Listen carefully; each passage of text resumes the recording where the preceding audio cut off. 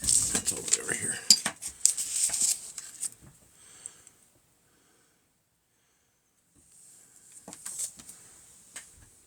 Oh, look. People are here. Hello. Can y'all hear me? Never sure if this thing works. Ah, perfect. Let's see. What did I miss? People joining. How was my day? Good as usual, in the sense that I really love what I do for a living, but traffic always sucks. So there's that. Let's see, what time is it? Let's see. I guess it's not too bad. It only took me about 3 hours to get home tonight. Impressive library. Yeah, it's it gets really complicated to clean and to fit new things in. There's if you count all the stuff that I've like squeezed on, like, you know, in terms of like custom things shelf wise over windows and along all the edges, there's about 52 bookcases worth of stuff in the house. So the home is pretty much books, cats, Socrates right here, and the occasional antique from my grandparents. Let's see. I was canceling the primary. Yeah, yeah, it wouldn't surprise me at all. They always want to just endorse whatever they want.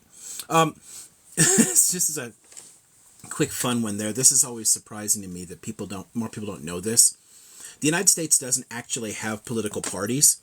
The two main political parties are corporations, and they can do whatever the hell they want. The Democratic Party is not obliged to hold primaries of any sort. And until recent decades, most states didn't actually have them. There used to be some caucuses, or just, you know, old boys clubs would pick people. Because of the fallout from the 68 election and them choosing to run a candidate who didn't even run in any primaries, they decided to try to get all the states to have either a primary or caucus, and most have primaries now. But they're under no obligation to pay attention to it. Like, another candidate could literally win every single primary and they could still pick whoever they want. It's just how they structured it. What do I do for a living? I am a professor of history. So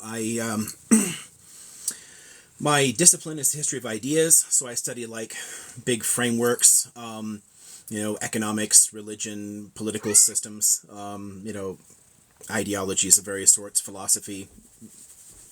But my teaching fields are the Middle East and Europe.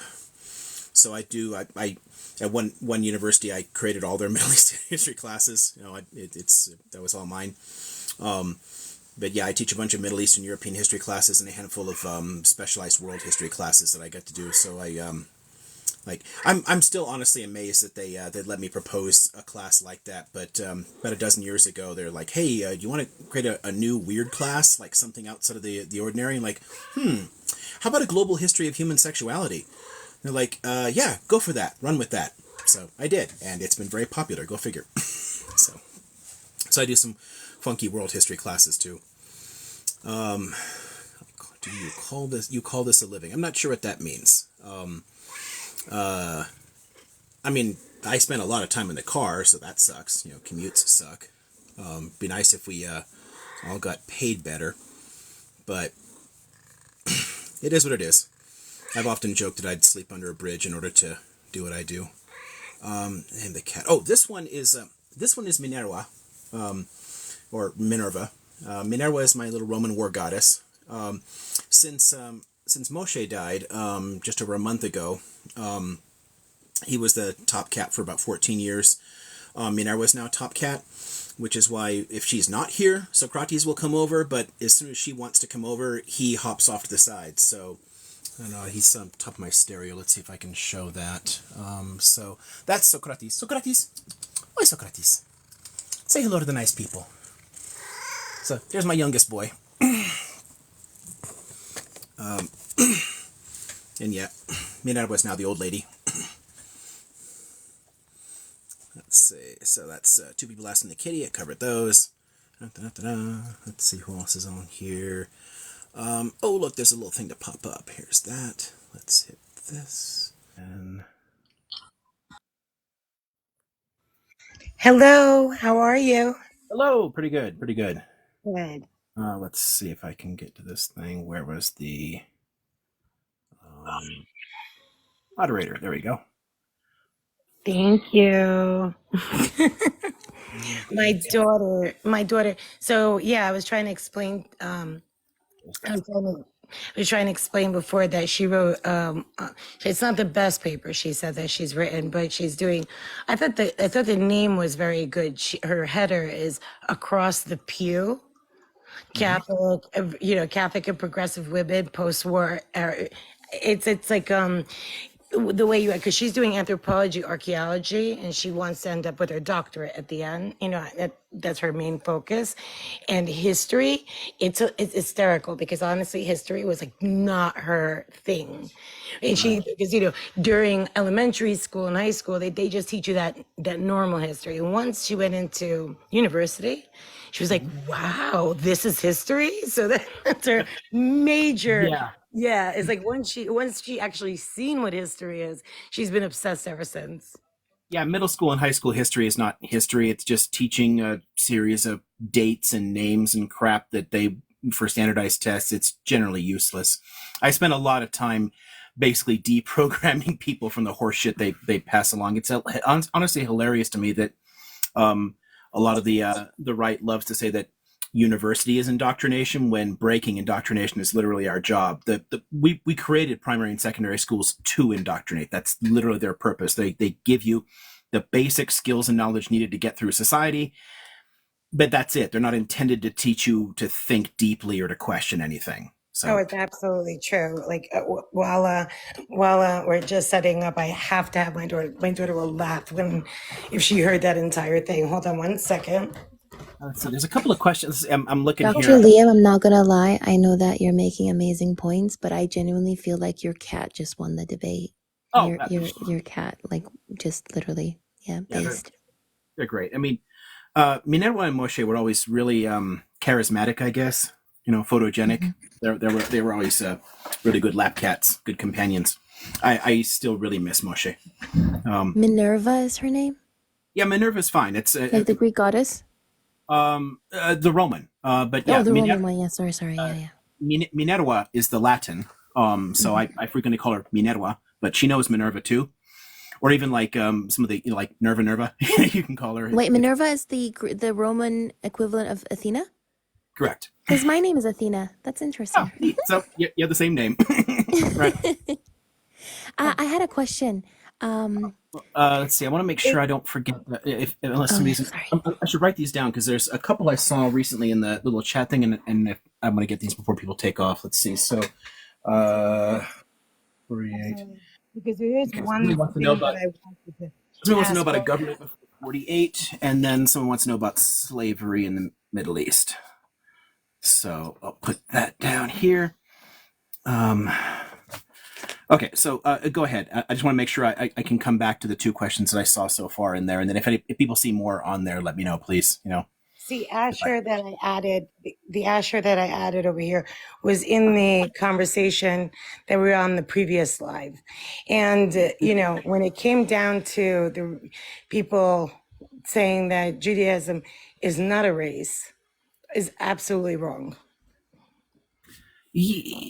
No, not a peoplehood. My question was, it seems to be that a lot of people on TikTok Live seem to invalidate the peoplehood of the Jewish nation, like questioning how we can have Jews from Europe and Ethiopia that make up like the entire Jewish nation that culminate here in the land of Israel. And I wanted to ask the professor about that. yeah, sure. So there's a difference between the sense of a peoplehood, what can very loosely be referred to as a nation, and a nationalism. Jewish nationalism is a product of the 19th century. It didn't exist before that point, and Jews didn't have a common political project, because nationalism is about taking a people who have something in common, however you want to define that, and saying they deserve a state that represents their interests. That wasn't a thing. Jews didn't have a political identity, but they had a distinct sense of self wherever they were.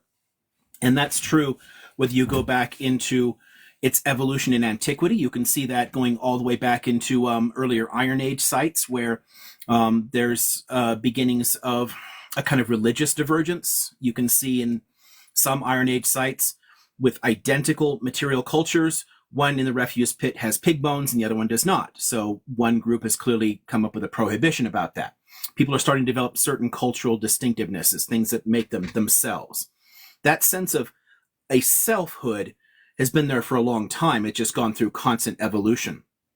And after they started leaving the area and settling in different regions where you're talking about, movements into like Mesopotamia or the Iranian world after Cyrus shows up, or into Egypt in the Hellenistic period, people are moving out, and then the Romans come along and tons of people move out. It speeds up that whole process. Wherever Jews went, they always maintained a sense of self. That doesn't necessarily have to be super religious, because Judaism historically is more of a peoplehood and a kind of like legalistic civilization that has some religious elements to it. But what you believe isn't actually important to Judaism. It's never been part of its core definition. It's important to individual Jews and to individual groups of Jews or whatever, but it's not really a part of the faith structure. It's more a matter of Judaism is what we call an orthopraxic faith. What you do is what matters. So if you live a Jewish life, if you live in a Jewish community, you're a Jew, whatever. You can believe in reincarnation, whatever, it doesn't matter. If you're living in a Jewish community and living according to any Jewish principles, you're Jewish. So there's a long standing history of that. And then everywhere they went, not only did they maintain some kind of distinctiveness, so wherever they're going, I think a lot of people have probably heard of some Jewish languages without even knowing it. So like Yiddish or Ladino. But, there's Judeo-Arabic and Judeo-Marathi in India. There's just tons and tons of languages that develop among Jewish communities where they partly assimilate, they take on local cultural conditions, they intermarry with people, they adopt local languages, but then they would write it in their own script as a way of making it easier for people to kind of connect to Torah or whatever, because you already know the writing system, but more importantly, as a way of helping people to understand that they are different in some way, that they do have a different identity and they're surviving as a minority in a different group, in a different area. So that's always been there. Where I think a lot of the confusion you might be running into in terms of the different lives you're talking about, well, there's two there. One is that the nationalism is very recent, because all nationalisms are. There was no political project to unify Jews until the 19th century, and there was no real way to do it. So that wasn't the thing before. And the other one is that a lot of people look at Judaism and think about synagogues, and they view it through the prism of their own understanding of religion. And there's actually a lot of really interesting research on like, how did Judaism even become a religion? Because it's not traditionally how it was conceived of within the community as a religion. There were certain rituals that were part of the community. But it is now broadly understood as a religion, but that doesn't mean it's a religion that functions the same way as Christianity, because there are massive structural differences. Thank you. I think you've answered my question. I mean, I was more or less asking for the sake of the audience, not for me, because I get tired of hearing things like people saying that Zionism was started by a former Jew, speaking of the fact that Herzl might have been an atheist, and they don't understand that one can be an atheist and still be a Jew. One can be born. Yeah, Herzl was never religious. Yeah, Herzl was raised irreligious. He wasn't a former Jew. He was a Jew. He just wasn't religious. No, I agree. That's what I'm saying. When conversing with people and trying to explain Jewish identity, it's frustrating, especially and it's strange because it seems to be an attempt to invalidate Jewish identity in a very vicious way. But I'll drop down and listen from the comment section. Thank you so much. I think another way Jewish identity is also invalidated heavily is like when people just label all Jewish people white. Because or what, just when they label like even Eastern European Jewish people as just white, when like all these different communities of Jewish people are not necessarily recognized as white in those regions, but instead are racialized because of their Jewish identity. And I think that is like a very reductionist perspective when you're just saying, oh, they're just white, when it's Yeah. much more nuanced than that. Well, yeah, you have like a Chinese Jewish community and Ethiopian Jews, Mhm, and there were South Asian Jews, like the Bnei Yisrael, that mhm. were assimilated into like largely, Hindustani culture, Indian culture. If you look at them, I've got some great pictures I show of like 18th and 19th century communities, their own kind of like representations of themselves. So like paintings, drawings, and then photographs. When photographs show up, so you get like some great late 19th, early 20th century photos. And like the Indian Jewish community, I mean, you've got dudes in turbans with really dark skin. They look South Asian, but they're Jews. Like they've been Jews because Jews moved there a long time ago, and people Mm. always intermarry. So it's true anywhere in the world. There's an amazing question I think that like fits into this topic, because I wanted to ask a question as well, but that's a completely different topic. The question in the comments is, did Judaism as an identity exist prior to the Jewish religion? Um, Yes, it predates it considerably because the Jewish religion evolved into its current form. It wasn't actually you can't even refer to Judaism in a monothe. Okay, so let's assume that Moses is an absolutely real person, that there was a person named Moses that's part of that, because it's not actually necessary for understanding the purposes of the story and how it serves to discuss the community, some ideas merging together. But let's assume Moses is real, right? And let's assume Moses existed around the time period that he's said to have lived, right? Judaism was not actually monotheistic for another 6 centuries after that point. So we can see significant shifts. And setting aside looking at the text and just looking at the archaeology, you can go through like just tons and tons of layers of settlement going back ages that have something to do with what will become Judaism. Granted, again, if you go back into the archaeology, you're also looking at the Palestinian history because they're originally the same people. But we have, for example, we can dig up figurines of El and references to El, which is the oldest name for God in the Hebrew Bible, that go back 4,000 years, right, into the Ugaritic period of the Canaanite civilization. And there's all these little statues and discussions of El. So that is still Jewish in the sense that Judaism is a descendant of that idea, right? It builds consistently on that history. El is El is literally in the Bible, but it wouldn't be a Judaism that anybody could recognize. There's quite a few different phases in its development through history before it gets to be anything like y'all would recognize as Judaism. So the peoplehood is definitely much, much older. While we're talking about Palestine, this was my question. There are some, these are some arguments that I've been hearing from a lot of Kim, I just wanted to ask you a people question. who, I know you love Liam as I do. Are you going to be here for a while with him? Will you be here for Kim? Will you be here for a while with Liam? oh, yeah. Um, Liam, could you mod her? She's amazing. I love Kim. Is she not been already? I thought that had been done at some point.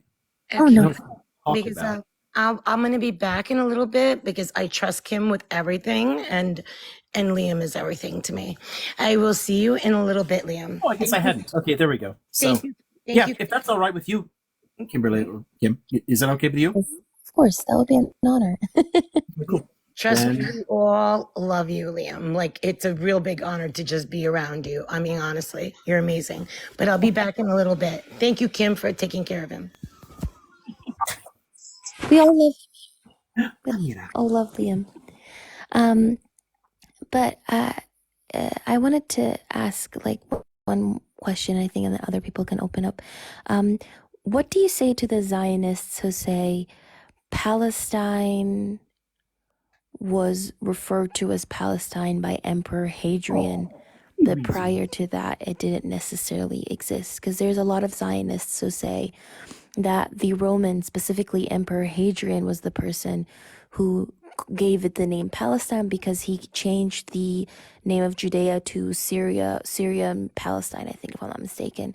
And prior to that, it wasn't called that. Therefore, like, Palestine didn't exist. Like, what do you say about people who say that? They're mixing up a modern political identity and a peoplehood, and they're mixing up names with a people. The people were obviously still there. It's literally the same population. What make up Palestinian today are descendants of Neolithic populations that lived there. So Judaism evolved out of the same currents that are going to give you a whole bunch of other different distinct religions and cultures that existed all in the area. And a lot of the existing Palestinians today, they're descended from ancient Jews too, from earlier forms of Judaism that existed in that land. What Hadrian did was he took a name that already existed for part of the region. Philastia is a Greek name for a portion along the coast. It's basically where like the Gaza Strip is, and then up through like Ashdod and Ashkelon. So it's a bit bigger than that, but it was a name for that area. And in Greek, it was already being used to refer to the region more widely. By the time you get into like those Philistines go back to like the 1200 BCE or so. But in Greek, you're already seeing by about 500 or 600 BCE references to like that region as that name because of that very early Iron Age history and a connection there.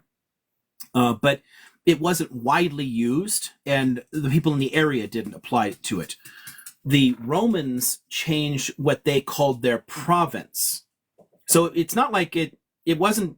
When people are trying to make an argument like that, they're trying to say, "Oh, well, it was a Jewish state before the Romans renamed it something." It wasn't a Jewish state either. It was literally a province of the Roman Empire, and the Romans can call it whatever the fuck they want. It's just like anything else. Like tons of names come into different languages from Roman names. Like Germany is not what the Germans ever called themselves. It's from Germania. It's from Latin. So the Romans changed the name from Judea to Syria Palestina as a kind of like fuck you because of a revolt. The Second Roman Jewish War was quite brutal and actually resulted in Judaism being outlawed for a few years before they finally reneged on that. So it's basically like a political punishment. And honestly, Jews were forbidden from going back to Jerusalem. It was rebuilt as a Hellenistic city. They weren't able to go back until the Arab period. When the Arabs conquered it, then they're like, oh yeah, you guys can totally come back. We don't care. But yeah, what they're doing is it's arguing disingenuously. On a map, the reference to the region as a whole on a map becomes normal geographically because of the Romans. It was used for all or part of the land by different peoples before that point, but it was no one's political identity. Just like it literally wasn't in the Roman period either, because it wasn't a state. It was a province of the empire. So there weren't Palestinians in a political sense back then either. But the region started being called that. The identities that develop in the areas, they develop over time. The fact that the name was applied to it then is why people in the succeeding centuries came to think of themselves as living in Palestine and came to develop a political sense of self as Palestinian. But yeah, it's the population was already there. So Yeah. they're just mixing up what they're doing. Yeah. So, if you want, Liam, you can answer the questions that you had written down prior that were, and then we can go to the guests, if that's okay with you, so that we don't forget the answers. Mm-hmm. See, hey, mira, stop it. Okay, let's see. There's a very simple one. At first, I saw, how many cats do you have? I currently have only 2. I had 3 until a little over a month ago. I've had more than that in different houses I've lived in, but since I took over and started restoring my grandfather's old cabin, this place is really small. So I can't keep more than 3 cats here. So I'm sort of constrained that way. There's you can't take my pen. Somebody asked, what government did Palestinians have before 1948? they were colonized, so they didn't have one. There was an Ottoman vilayet in the region, so a province. So that's kind of similar to like the Roman system. So there's a provincial government that existed for them and a provincial administration that's part of a larger state. And then it passed from the Ottoman Empire to the British Empire. The British did create a distinct government for Palestine, and the Mandate actually did have a functioning government with citizenship laws and passports and everything else, but it wasn't sovereign as a country. It was still under British control. But the way the mandates work under the League of Nations, the idea is this territory is handed over sort of temporarily to this European power to kind of like steward it for a while into independence. So it was intended to create a country. So Britain was creating a lot of the basic framework for a country called Palestine in that period. So its government is the mandatory government for Palestine. And there's that government there's, hey, oh, what are you, hold on a second. What is it? What are you doing? What is that? Oh, gross. Don't eat that. Hold on a second. You dog. Okay. Okay. Mm-mm. Well, that was adorable. While Liam is trying to, we're literally seeing a cat dad in action. But yes, I will try to help keep track of the chat questions.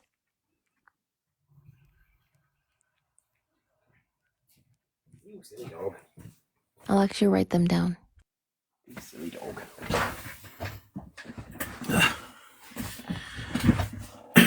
My kids are all getting kind of old. Actually, as a quick bit of housekeeping before we go any further here, I can't do one of those like marathon things where I'm up all night because I do have to get up pretty early tomorrow, like as if it was a normal work day. Because during the weekend I have to try and finish a fence and gate that I'm building for the yard. The property had never had a fence on it, so I've been a bit at a time building that. I've got a bit over 2/3 of the actual fence done, but I need to, while I can and have an actual weekend to do it, I need to try and put the last post in the front and build the gate for it, because my dog has come to class with me for years. She's come to campus for like 10 years with me. But she's getting really old. She's somewhere between 13 and 14. I think she's close to 14 years old, and as a big dog, that's kind of late in life. So she's actually incontinent now. So I can't take her to class because she might actually just drop one in class because they just fall out of her as she's walking around. That's a little TMI for people, but problem is she's stuck in the house all day while I'm gone at work. So I need to finish the fence so she's actually got a yard she can be in. So anyway, that's her. She's a sweet old lady, but she's definitely an old lady at this point. Oh, that's so adorable. I am writing down all the questions in the comments so that you don't have to be preoccupied with that. So you can just be preoccupied with well, you're already doing a lot by the educational labor. So I'm gonna be asking the questions in the comments. Yeah, the hadith question is a good one. I'm sure that probably did surprise some people. There was one other one that I saw earlier. Hey, hello. Somebody asked if slavery is still legal in the Middle East or the Arab world or something like that. I can't remember what the specific area was, but it's not actually officially legal anywhere. It survived in a handful of places with partial legality, all the way until the beginning of the 20th century, but it's been completely illegal everywhere for more than a century. It still exists everywhere, though. And when sometimes people talk about slavery in the Muslim world, which absolutely does exist still, not legally sanctioned, but it exists, they're often making some disingenuous racist argument too, so you got to be careful there, because slavery literally exists in the United States as well. And I don't just mean the kind of horrific sweatshop shit that we do in the Northern Marianas Islands and one of our little colonies. I mean, like in the U.S., there are people who are trafficked in the U.S. and controlled here. So illegal forms of slavery exist everywhere. including actually in Israel. The Russian the Russian Jewish mob actually brings people in. It's there's fucked up slavery anywhere you go, but it's not legal anywhere in the world. So it's definitely not legal in the Muslim world. And sometimes people think, well, it's illegal. It's legal in the Quran, so it should be legal. No, that's not. Most Muslims don't live under Sharia law. Nearly all Muslim countries actually have secular legal systems. So those anything that's in the scriptures doesn't mean that it's actually legal. Yeah. Another question was, has the US fallen? If not, how much longer and what does that look like? Fallen. I'm not really sure what that means, other than the kind of like, I don't know, Rumbling. like some kind of decline, I guess. In some, I mean, fallen technically mean the state has ceased to exist. So clearly not. The U.S. still exists, but have we fallen from our high perch? Certainly. The U.S. is 27th in social mobility. We're like 30th in healthcare and education. We're like 62nd in freedom, which that one really bothers me a lot. We've lost a lot. We're out of the top 20 in every positive stat for socioeconomic health. Like out of the top 20 for in everything. The only thing we're highly ranked for is awful shit like violent crime or incarceration or police shooting people. Can I say shooting?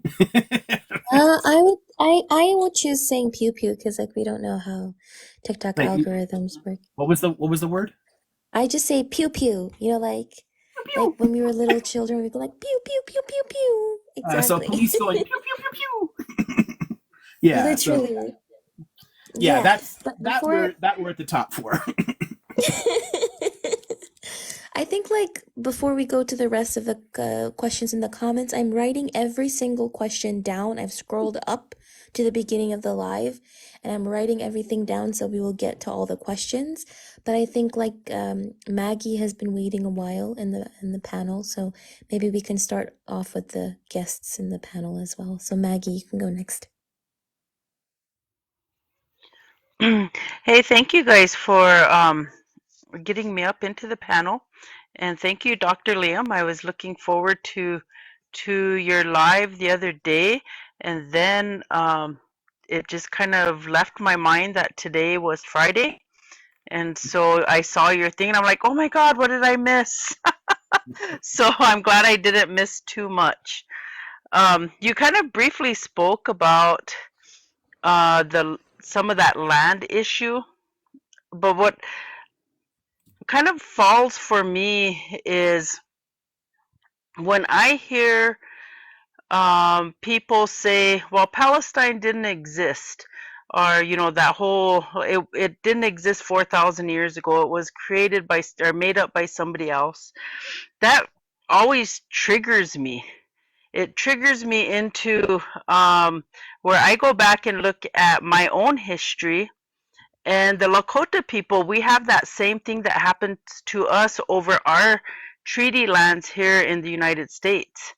And so when we're talking about the Black Hills claim and talking about treaty boundaries, the Missouri River, all of that, we often will get hit, and sometimes from historians, that we were not originally in this land, and that we had chased people away and conquered this, did the same thing in a whole attempt to justify our, I don't want to say justify, discredit land ownership, our existence. And so I kind of wanted to hear a little bit more about that, like how Israel or Israel supporters or how people will discredit the Palestinians' land, because you've said it before that they've been here just like the Jewish people have been there for a very long time, forever, almost. Right. Well, part of the problem there in terms of what people are doing, what they're trying to do there, is it has to do with identities, and cultural identities shift and change over time. So a people calling themselves such and such or having such and such religion, that's always going to shift and change. But the population living there may stick around for a long, long time and just go through tons of cycles of development. And if you want to try and delegitimize a people by talking about conquest or migration or anything else, I mean, crying out loud, that's the human condition. Unless you're living in a in one valley in East Africa or something, we're all ultimately descended from migrants. People end up in different places, and people have continued to move and mix and merge and blend around. There's no such thing as any, perfect claim that goes back through the mists of time to the very beginning. There's no such thing. But when people do sit in a particular area for a while and they start telling stories themselves, and they develop a sense of peoplehood that's connected to where they are and to those stories, then we have an identity we can talk about. So this is true for anything. It's true for the ancient Udahite state that would be a kind of like, very, very distant precursor for Jewish people in the area.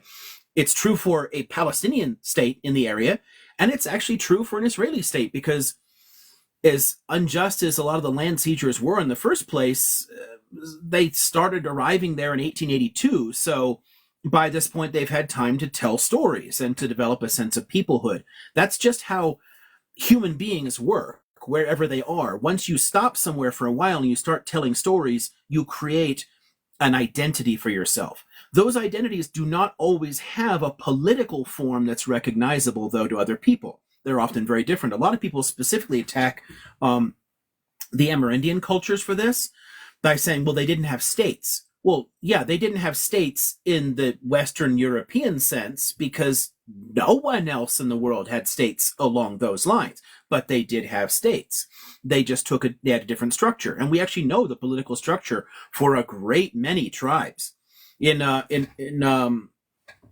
couple of my classes, I actually talk about two of them. I actually spent a great deal of time talking about the structure of Iroquois society, economically, politically, socially, in one of my classes. We know rather a lot about some of these things. And weirdly enough, there's a number of ideas that later become important in the European Enlightenment that have their origins in North America, with people studying here and being influenced by the social structures of the people they were colonizing and G-siding out of existence. They were still influenced by them, which I think is fascinating as a topic, but that would take us way off the rails. But for Palestinians, it's the same way. If you look at the Arab societies of the Levant, they had a distinct socio-political structure. They did have ways of organizing themselves economically and politically. Were they the same way that the Dutch did? No. But it did exist. It was a thing. So people tend to delegitimize things that either look different from the structures they're used to, or for political reasons to try and attack the people in a sense. When you're trying to obliterate someone else's identity as somehow, I don't know, valid in the modern period. Hi, what are you doing? Amira, what do you need? My dog is pacing around. If you hear the tapping sound, that's her feet. I don't think she knows what to do with herself right now. The tapping sounds are so adorable. Yeah, it's you know those people joke that that the pets always end up being a bit like their humans, that they end up looking alike or somehow. People have joked about this. I don't get cold easily. I get hot pretty easily, but so hey, it's like 20 degrees outside. I'm fine. It's t-shirt weather. I don't care. 20 degrees Fahrenheit for anybody on Celsius, like most of the world. But the dog is like me in that sense. She's a husky shepherd mix of some sort, and she has like the husky's undercoat. So she lays out in the snow. So we just both hang out in the snow, and it's great. No. So I think she wants to go outside, even though it's bloody cold out there right now. Yeah. Maggie, did that answer your question? Oh yeah, if you Yeah, and I something, just yeah. I also wanted to just add that as a historian myself, I really love your books. It's like I have Oh, a dream of that kind of book setting. Yeah, I just love that. So yeah, it's I'm nerding out. Liam literally has a genocide section in his like home library and a French section, so I am I put my envious of it as interest well. in them. So yeah, there's I they're all sort of like cataloged in different sections, and so this room here was originally the it's a little 2 bedroom cabin. This was originally the master bedroom. So what I did was I put back to back bookcases out from the wall and created an alcove to make more space. And then because there's high ceilings, the higher part over here, all above the closets and whatnot, there's more bookcases tacked into there, and then they're all on the shelves and on the walls, and but it still spills out. The hallway is bookcases all the way down, and the bedroom is bookcase. My bed is pushed up against a wall of bookcases, and there's a bunch of them in the living room too. It can't fit in any one place. I'm not I'm not rich enough to have some nice big house, and I guess one of the reasons is I tend to buy books. So, where my brother has really nice furniture. He has a nice big house and nice big furniture and all this like fancy type stuff, and he can buy all kinds of expensive bottles of wine. I buy books, so Mhm. that's where my money is going. I feel But you. it does get out of I'm already control. on the way. I'm in my late 20s, but I'm already on the way. Like I have a lot of books, but nowhere near the amount of books that you have, but that's my You got a goal few one decades. day. You got a lot of time to catch up. Exactly, exactly. But okay, then we can go to oh Maggie, did you want to say something? I just wanted to say thank you, and I'll drop down. I just wanted Mhm. to, because that just bothers me. All week I've been hearing, well, ever since all this has happened, I've been hearing this whole land claim thing and the discrediting, and it just bothers me. And I just wanted to have like a conversation on it because I think it's so important that people understand that. And I seen some comments and directed towards me about what I was talking about, and I know this live isn't about the Lakota people and the Black Hills, so maybe someday I might host my own live on that and we'll have that conversation. But That thank you, would be Dr. great. Liam, and I'll That'd be go ahead great. and drop down. Well, if honestly, if some point, if you want to do like a few questions here and there on it, because honestly, that interests me too. I'd be fascinated to hear and chat about that a little with you. But yeah, if you do your own and do that, invite me to it.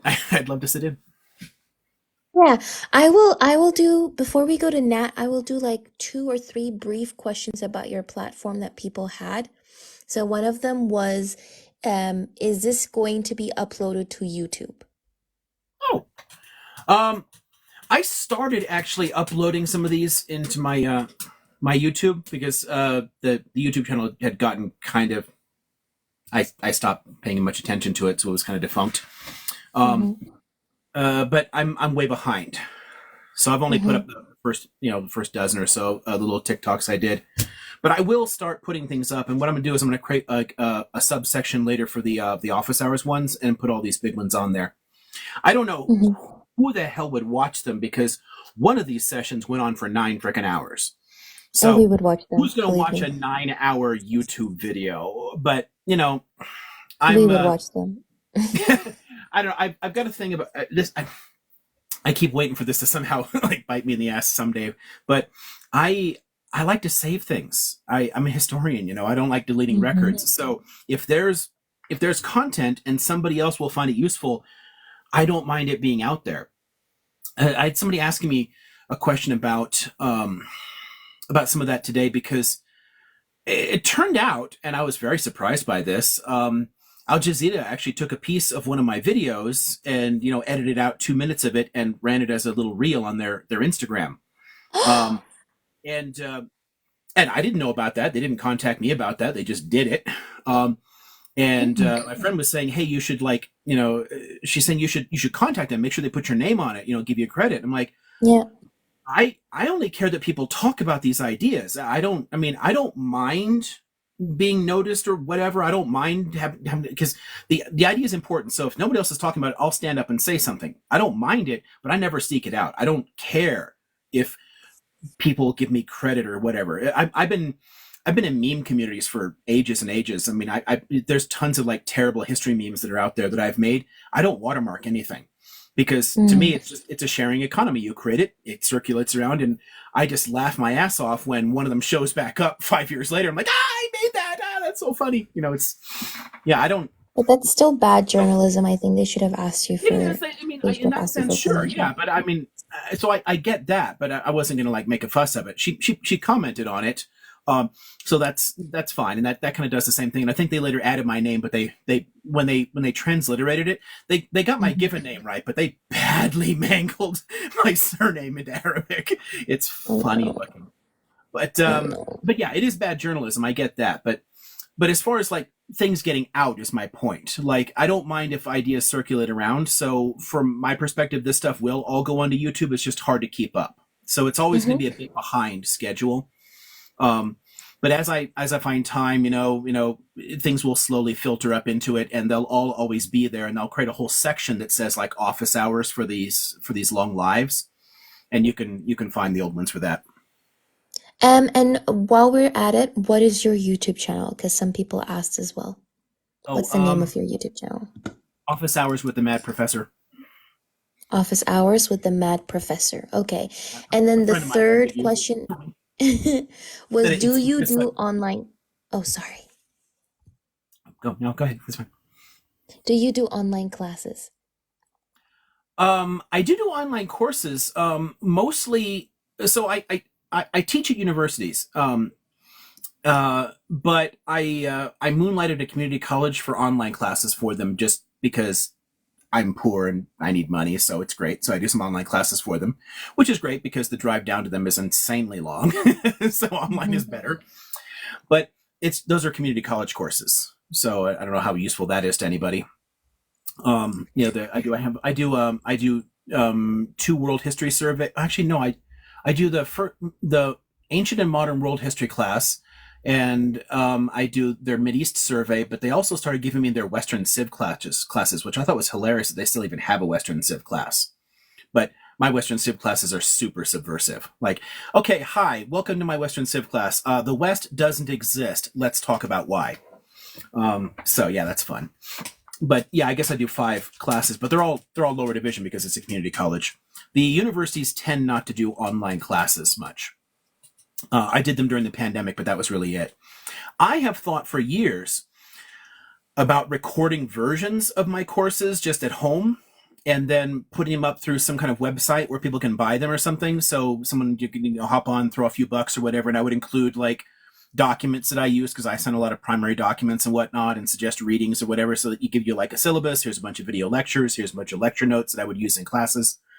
But I never found time to do it. It'd be a lot of fun to do. Finding a system that works. Most of the ones that make it easier to do, they take a lot of what little money you can get out of it. But putting it up myself on the website, while I could do it, it's more time than I have available. I don't have the time to put that together. So it's sort of languished as an idea for the last few years. We can go to Nat now, and then after Nat, I will ask a couple more of the questions in the chat because I've written all of them down. Nat, you can ask your question. Hey, thanks, Athena. Number one, I just want to say this background, this cat dad vibe, really, really appreciate it. This is top notch. Thank The you. way to learn history with a cat on your lap. Thanks.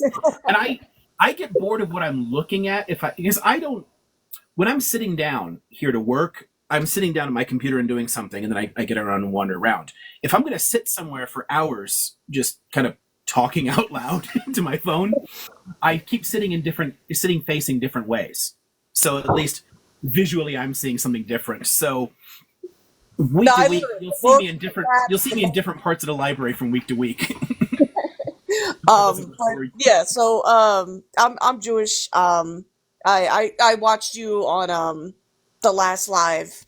I appreciate a lot of what you said, and I'm shocked I like never see you, but I work in the food industry, so I'm like kind of in and out of lives. Like I'll just listen to the background. So when they say like upload things to YouTube, I am that person who watches. I will binge watch that while I prep cook.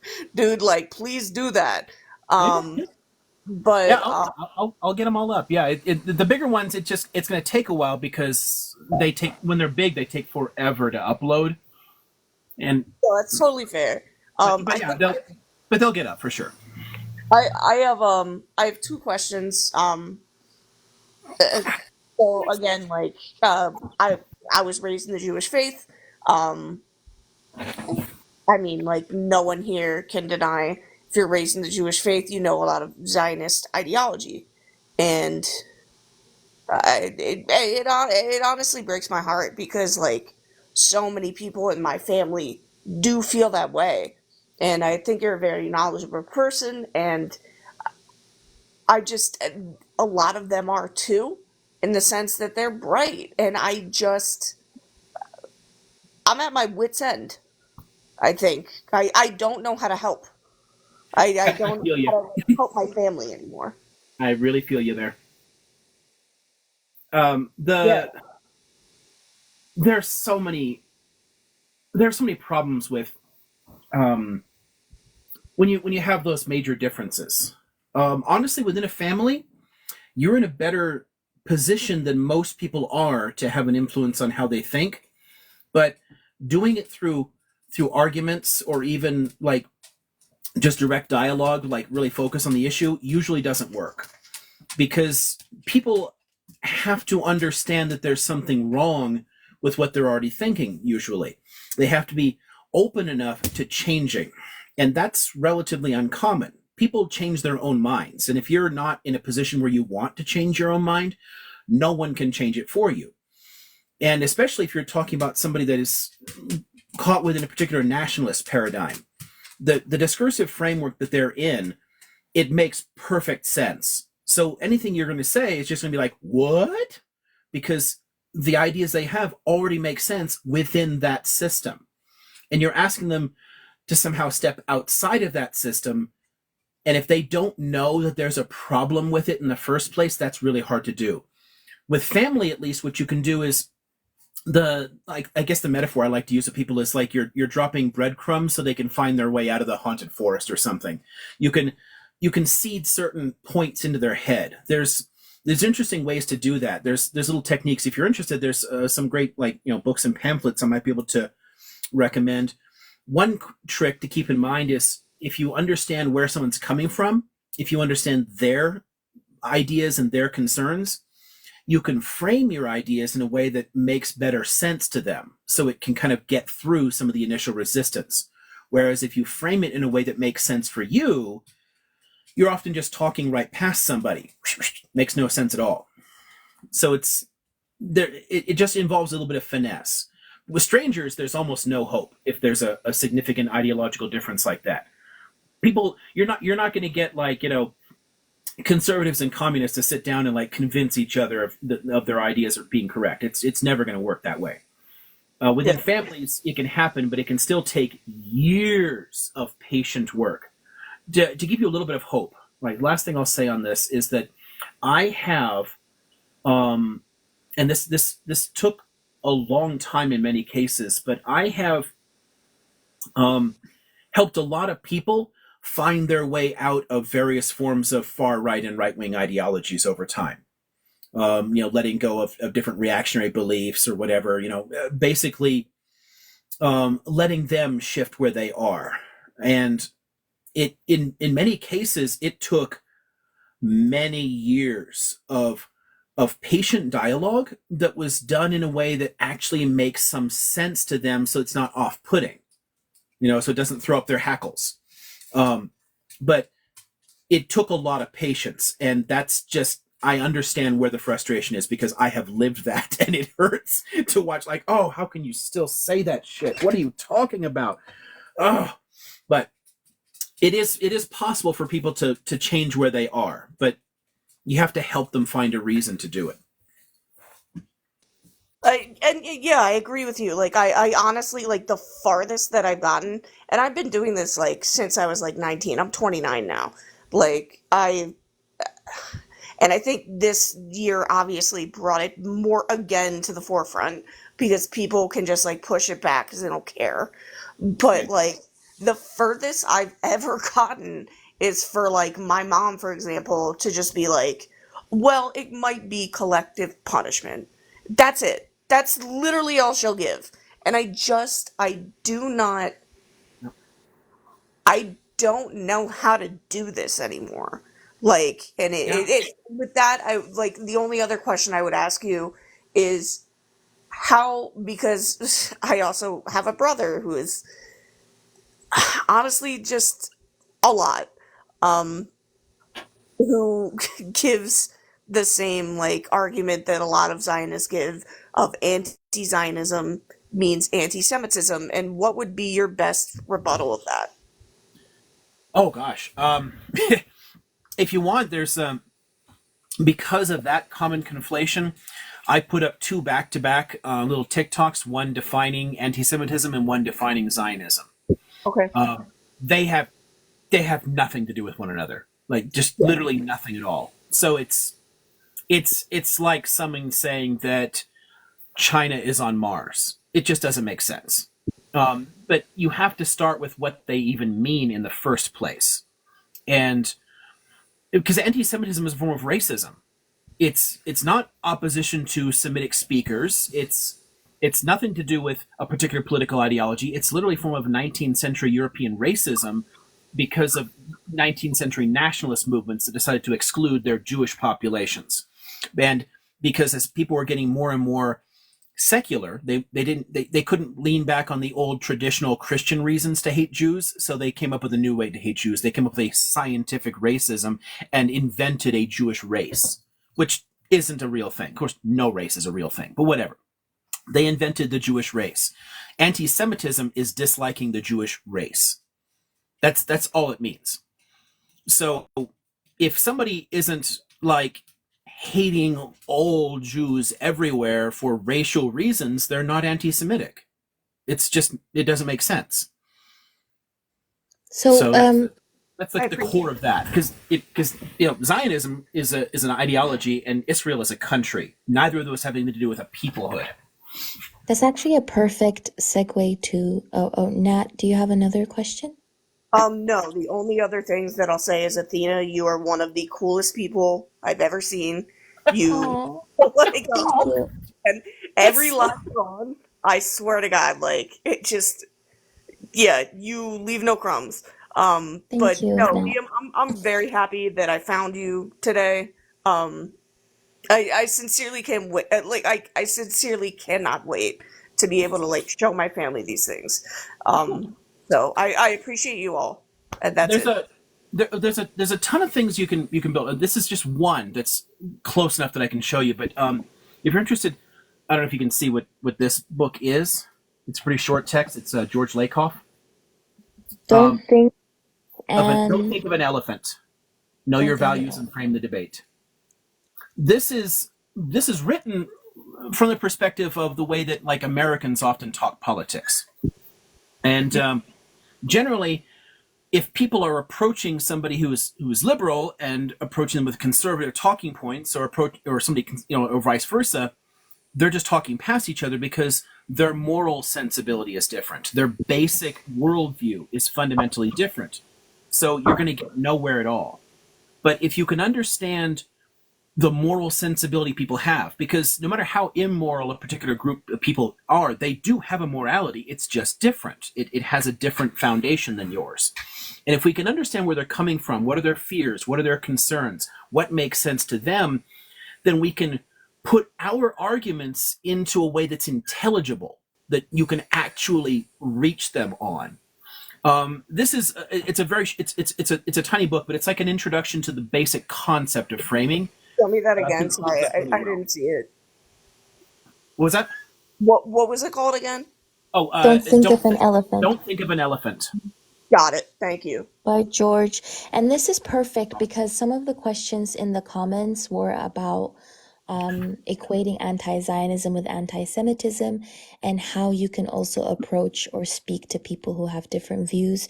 So I think it's perfect that all of those questions were answered. Before we go on to the next question, tap the screen, y'all. Liam is doing a lot, like a lot of educational labor here, sitting here answering all of these questions, spending his time. So please tap the screen, follow Liam, and gift Dr. Liam and the panelists as well.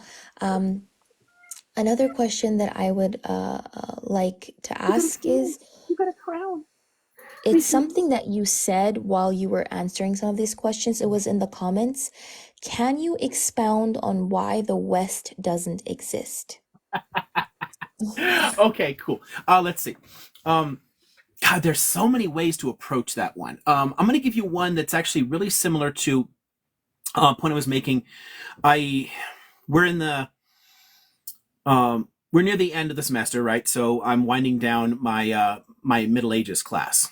And I do a course on the medieval period. It's so like, and it's European Middle Ages and the Muslim world together. So it's like one holistic thing. And near the end, you start trying to show how ideas in the Middle Ages influence where we are today, like how they help to shape our worldview. And the basic conception of the West is invented in the early modern period. It's essentially a late medieval idea. The way it works is from this perspective is this. And again, there's several ways I approach this, but this is one really, really good one I think you can work from. So the entire Mediterranean basin for thousands of years is one giant interconnected world. People sail around and they trade goods and they interact with each other like, hi, how you going? I want to buy your olive oil. Oh, that's an interesting language. Well, that's an interesting religion. Cool. And you're exchanging ideas. People over time developed conflicting identities. They developed conflicting religions. Christians, for example, would look at Muslims and say, y'all are heretics. You worship Muhammad? What's that crap? It made no sense to them. But there's like, I still want to buy your olive oil. Like they didn't look at people as inferior or like, a different civilization. They were just people with a different, religion. So there was differences that way. What ends up happening is that in the late Middle Ages, as the Ottoman Empire is beginning to grow and it's gobbling up territory, it was the first, Muslim polity since the 7th century, 8th century, to take any territory in Peninsular Europe, to actually take European territory. And it took a lot of it. And it kept growing and growing and growing. And a lot of the people were quite happy to be under Ottoman rule because this is coming out of the Crusader context, the Crusader era, and people have been persecuting each other over religious reasons. And Christians were persecuting the hell out of other Christians, like Latin Christians persecuted Orthodox Christians, and Orthodox Christians persecuted, Coptic Christians, and no one liked each other. So when the Ottomans come in, and they're like, hi, what's your religion? They're like, I'm Armenian Apostolic. That's a kind of Christian, right? Okay, cool. Jesus? All right, cool. So here's your tax rate. I'm done. I don't care. Like Christian is Christian. It's fine. It didn't matter to them, all these minor differences, because the Quran just says Christians are Ahl al-Kitab, and it doesn't say types of Christians. It doesn't matter. So they didn't care at all. So a lot of people were like quite happy with that. Now, flash forward a bit. Ottoman society has a number of meritocratic elements to it. If you were, some problematic ones too, but still some meritocratic ones. Now, if you're born a peasant in England, right, in, the 14th century, you're going to stay a peasant. There's no way out of that. You are stuck. But if you move to North Africa and convert to Islam, you can end up being like a merchant prince with a giant ass castle. Because people were able to climb, the social ladder. It wasn't a kind of aristocracy of blood that had developed in Western Europe. So as the Ottomans are spreading, you have the increasing threat of people converting. There are people in the Balkans who are converting, but there are also people who are literally, there are people who literally left England and moved to the Muslim world and became Muslim. So there's a cultural threat the Europeans begin to feel, and that's making them kind of tetchy here. And on top of that, as they grow in power as the greatest of the what we call the gunpowder empires, at their height, the Ottomans, the only state on earth that was a competitor to them is Ming China. And Ming China was not interested in conquering the world, and the Ottomans actively were expanding. So I tend to think of them as like the main superpower of their age. And they were beating any alliance of Christian powers all at once. So the Europeans also feel a military threat. Because at their greatest expanse, Ukraine was in the Ottoman Empire, and so was Hungary. Like the entire Balkan Peninsula, all the way up into Central Europe, and then a big old chunk of that grasslands area. It was all Ottoman Empire. So there's a military threat and a cultural threat. So what they needed was a rhetorical answer. So I know this is a long answer, but the last thing I'll throw at you is as the Ottomans are taking advantage of Roman weakness, the Roman state had survived and been quite powerful all the way through the Middle Ages, but they ended up being severely weakened in the First Crusade. The Crusaders were quite cruel to Romans as they passed through their territory, and they were weakened by a few incompetent rulers failing in some fights against the Seljuks or whatever. So they go into decline, and then the Ottomans gradually start gobbling up most of their territory. During that period, in those last few centuries of the Roman period, all the way up until 1453, when Constantinople falls, in those last few centuries, tons of Greeks migrated. They just picked up and moved because, they could see the writing on the wall. Their state was shrinking. Other people were taking their territory. So like, screw it. I'm going to go get a job in Italy and I'll teach some rich kids Greek. And they did. So they actually contribute to the whole humanist process and, the revival of scholarship in the West. That's a whole different question. But they bring with them their cultural attitudes. The Greeks have a long-standing cultural chauvinism that goes back into antiquity. Like, if you're not Greek, you just suck. And they had a particular problem with anybody to the east of them because, going back to like reading Herodotus and the Persian Wars. Did anybody see that film 300 from a number of years ago? It says I find it Sparta. hilarious. They depicted Xerxes, and he's like 7 foot tall wearing a diaper. Like, it's ridiculous looking. And if you look at different cinematic depictions or artistic depictions of Herodotus in different media, it always tends to reflect the great enemy of the time. There's a Cold War era film based on that story that has the Persians somehow all looking like Russians with cool furry hats. It's like, what the hell? Like, it's always like playing on stereotypes because Herodotus wrote of the Persians as a fundamentally alien other. And they weren't. Culturally, they had a lot in common with the Greeks, and they certainly looked a lot like the Greeks, but they were depicted as an other. That creates a cultural memory. And what the Greeks did as they moved to Western Europe is they brought that attitude and they said, the Turks are barbarians. The Turks are barbarians. They're going to eat your babies. They have fangs and horns. The Turks are barbarians. This would not have worked. Somebody has asked, what am I talking about? Like, where does the concept of the West come from? It's a long answer, so sorry for that. The last piece of this is looking at why you could not have used that before from Muslims. This sense of, if you look in the Middle Ages, you go back to the High Middle Ages, and Europeans are creating university systems. All of the universities are translating books from Arabic into Latin to create their curriculum because they don't have a lot of material. They're basically like stealing all the shit that either A, had been saved in the Muslim world, or B, had been built on and expanded and written in the Muslim world. And that's their early curriculum. So if you told anybody who knew what an Arab was that Arabs are barbarians, they would have laughed at you because the Arabs had running water and sewer systems, and Europeans had piss buckets and a little gutter in the center of the road. So anyone with any education would know they were far better off. So you couldn't have said Arabs were barbarians. They were clearly civilized people, but no one knew what the hell a Turk was. If you say the Turks are coming, first question is, what the fuck is a Turk? Turk? Oh yeah, Turks. They have horns and fangs. They eat babies. They're barbarians. And over time, Turk became synonymous with Muslim. And then what ends up happening is the southern Mediterranean and the eastern Mediterranean get cut off. and Europe becomes a distinct civilizational area. It invents itself. If you've ever wondered why Europe calls itself a continent, because it's literally just a peninsula and it's separated by a couple of mountain chains. Why isn't California a continent? We have a mountain chain separating us. Like, it's a continent for this cultural reason. They created a distinct sense of identity that says we are not like you, and they did it out of fear because A, the Ottomans were kicking their asses, and B, people were converting to Islam. So they had to create a rhetorical answer. If they can say Muslims are culturally inferior to Europeans and Islam is a different religion that's not like Christianity or Judaism or whatever, then okay. And then people, oh, okay, then I won't convert to it because that's some weird barbarian religion. That's. But realistically, if you're going to say West exists at all, then the entire Middle East is Western. It's because it's the same broader area. If you can say Christianity is a Western religion, how the hell is Islam not? They have the same foundations. And Islam has literally been in Europe for more than 1,000 years. It makes no sense at all.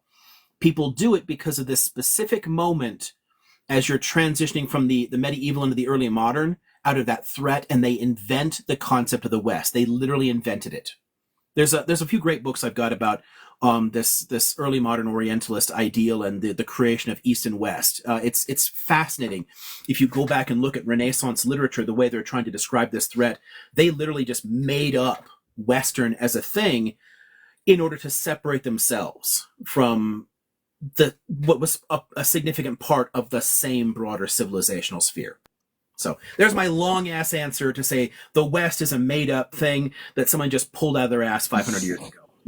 Thank you for that answer. We will go to JBS first because he said that he really has to drop after saying this thing.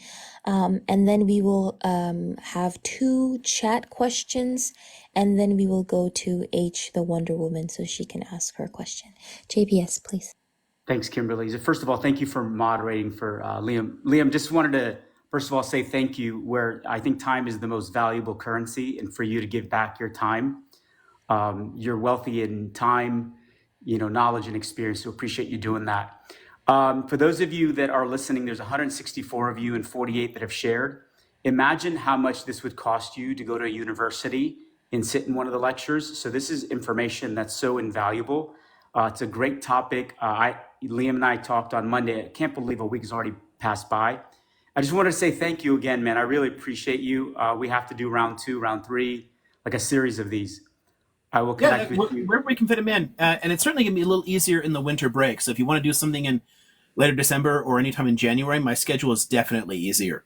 I'd love to. And I'll send the last one to you if you want any help you need dropping in terms of your YouTube and you want to cut, and I can help with that as well. So it's the least I can do for the time you've given us. Thanks. Yeah, thanks. This is honestly, by the end of the week, I'm so bloody tired. Like I don't want to interact with people in the real world or whatever. I usually just come home and I'm just gonna be sitting there watching a movie or something. And honestly, this seems to be just as relaxing for some reason. That honestly surprised me. So this is a neat way to unwind. I just get home from work and hey, we can chat. It's what motivates you. It's what drives you. And, giving back this knowledge, I think, it's that intrinsic motivation that you have. And so when you have that and it kind of makes you thrive, then it is fun. And so I appreciate you, man. And I'll let you all get back. Again, thank you for your time, and we'll chat later. Yeah, Liam? And I still owe you what we talked about, the workouts. So don't forget to hit me up. All right. Bye, guys. That was great. Thank you. Yeah, I definitely made more money before I went back to college. So it was. So, Kimberly, sorry. can I jump in for a second, please? Just for some housekeeping. If you're not already following Liam and you're enjoying the live, please make sure that you hit the follow. I think if you're already following and you want to hit the heart and in order to join his team, God knows what that does. I think that you get some additional benefits, but it will help. If you're commenting and you feel like you've got a question that you want to ask and can't come up, then if you put it in the chat, but just to let you know that a lot of the questions tend to get covered in either things that people are asking or within other questions as well. So it might be worth just sitting back, maybe getting yourself a cup of tea and seeing if it gets covered somewhere in the conversation. I think it's very rare that people who have been on this live have not come back week after week. So I know it's definitely the one that I look forward to every week. But yeah, other than that, just general housekeeping of please make sure that you're respectful. Tap the live. Let's see if we can get to 100K. And if you want a gift, it does help make sure that the live stays on the FYP. Otherwise, I'll leave it to Kim. She's doing an amazing job. Thank you. Yeah, Thanks, Kim. I have my notes, so I'm writing every comment, like every question that has been asked since this live has began is on my list already. If questions have been addressed, I've just erased them from them. So if the question is not asked again, that means it has been addressed or Dr. Liam has already answered it. But before we go on to H the Wonder Woman, so I'm going to ask two more questions from the chat. One of them is it true that half of Ashkenazim descend from just 4 women? That kind of thing is true for populations literally everywhere in the world. Because as peoples move around, you end up with bottlenecks. By the time you get to a particular area, there's fewer people around. But you also, mitochondrially, you can trace back farther and farther through humanity all the way back to, the earliest mutations that created us. So, yeah, technically you can take humans back to a kind of biological Eve figure in East Africa. So yes, but I'm not sure what someone was really after in doing something like that, because it's literally true for every group of people on the planet. I think they were. It was a South Asian Jewish man, I think, who asked that question. Ryan Hussein. He's in the comments right now. Maybe it might have just been an interest of his. But another question is, give Palestinians citizenship documents during the British Mandate of Palestine? I didn't hear the first words. I heard give citizenship documents. Did the British? Oh yeah, for sure. They because again they created the architecture of a country, so they literally created a legal system, and they wrote a citizenship law that actually gave citizenship not only to what we'll call Palestinians now, but also what we would call the Zionists, because if they lived there, they were also given citizenship documents that made them Palestinian. So there are citizenship documents, passports, everything else that all say Palestine on them that stem from those British laws. Okay. H the Wonder Woman, you're next to ask your questions. Sorry, Professor. So, I mean, I've been talking quite a bit for the past 40 days. I've been on Your voice is kind of far. overdrive. Sorry. Is my voice better now? Yeah. Okay, sorry. I think sometimes I just eat my microphone. So for past couple of months, I've been obviously doing these lives and talking, and I do have a theology background besides from a psychology background. I also do a lot of interfaith work. My last one was with the Jewish community with ICJS in Maryland. And I have first time on TikTok, I was talking to someone, a great guy, and he mentioned that he's a religious Zionist Jew, and he obviously resides in America. And when I questioned him about it, he sounded more like a political Zionist. But when I tried to ask a reference from it, and I read a lot of literature, I could not find where is it coming from, or I guess my all-encompassing question is, isn't from talking to him and how he described it, isn't religious Zionist Jew the same thing as a political Zionist Jew? I mean, they both have roots. No, they're entirely different things. Okay, so the short in separating them is that Zionism in this modern sense is a secular nationalist movement that has nothing to do with religious identity at all. So he disagreed on that. with me Well, sort of. heavily.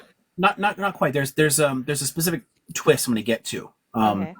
So you've got that. It's because that is all I'm going to say here is essentially going to be part of the other one, but it adds a whole layer to it.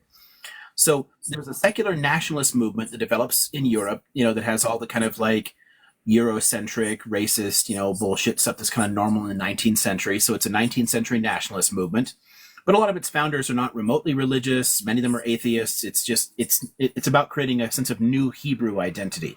There's Correct. nothing to do with Judaism as a religion.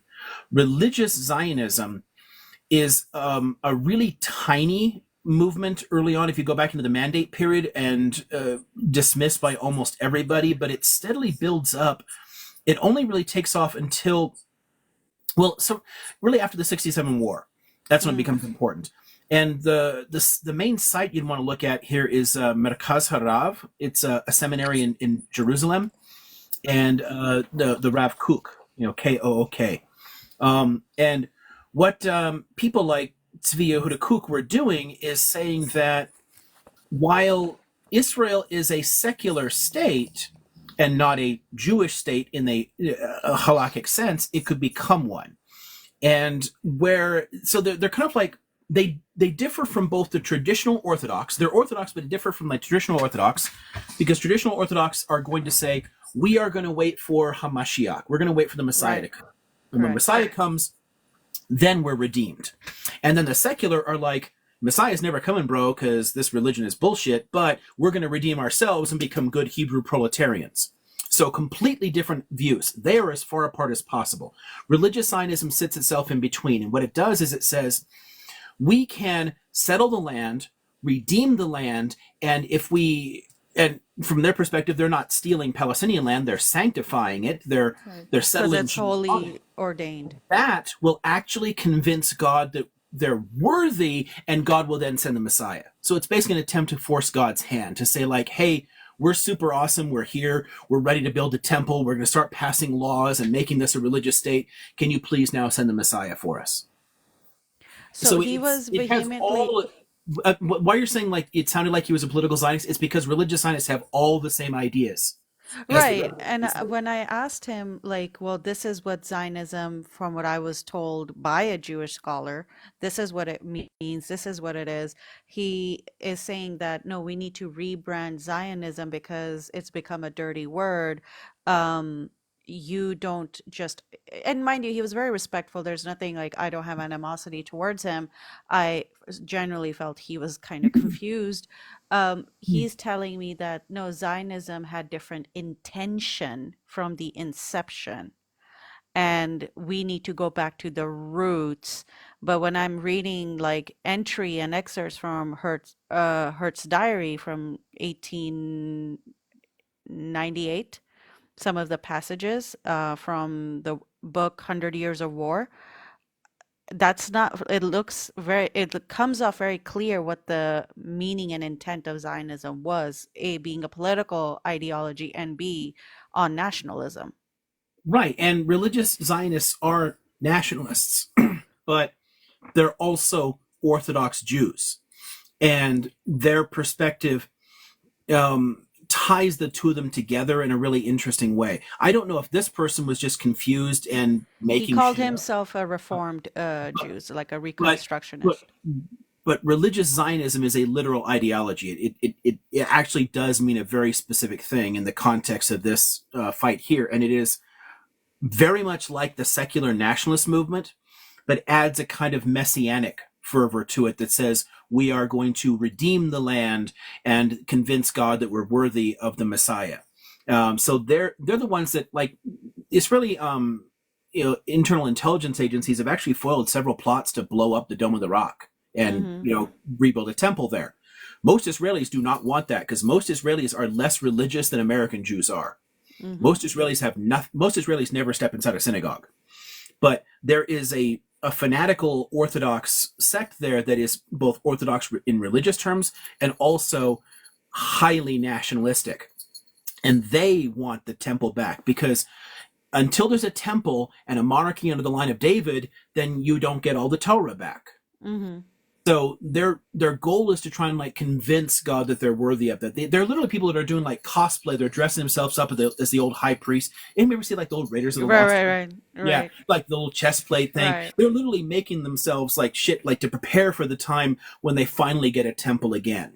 Um, But so this it's person was very much in line with the Democratic Party agenda, like very forward-thinking values. He does not say that he's an Orthodox Jew, and he's then he probably just is completely confused.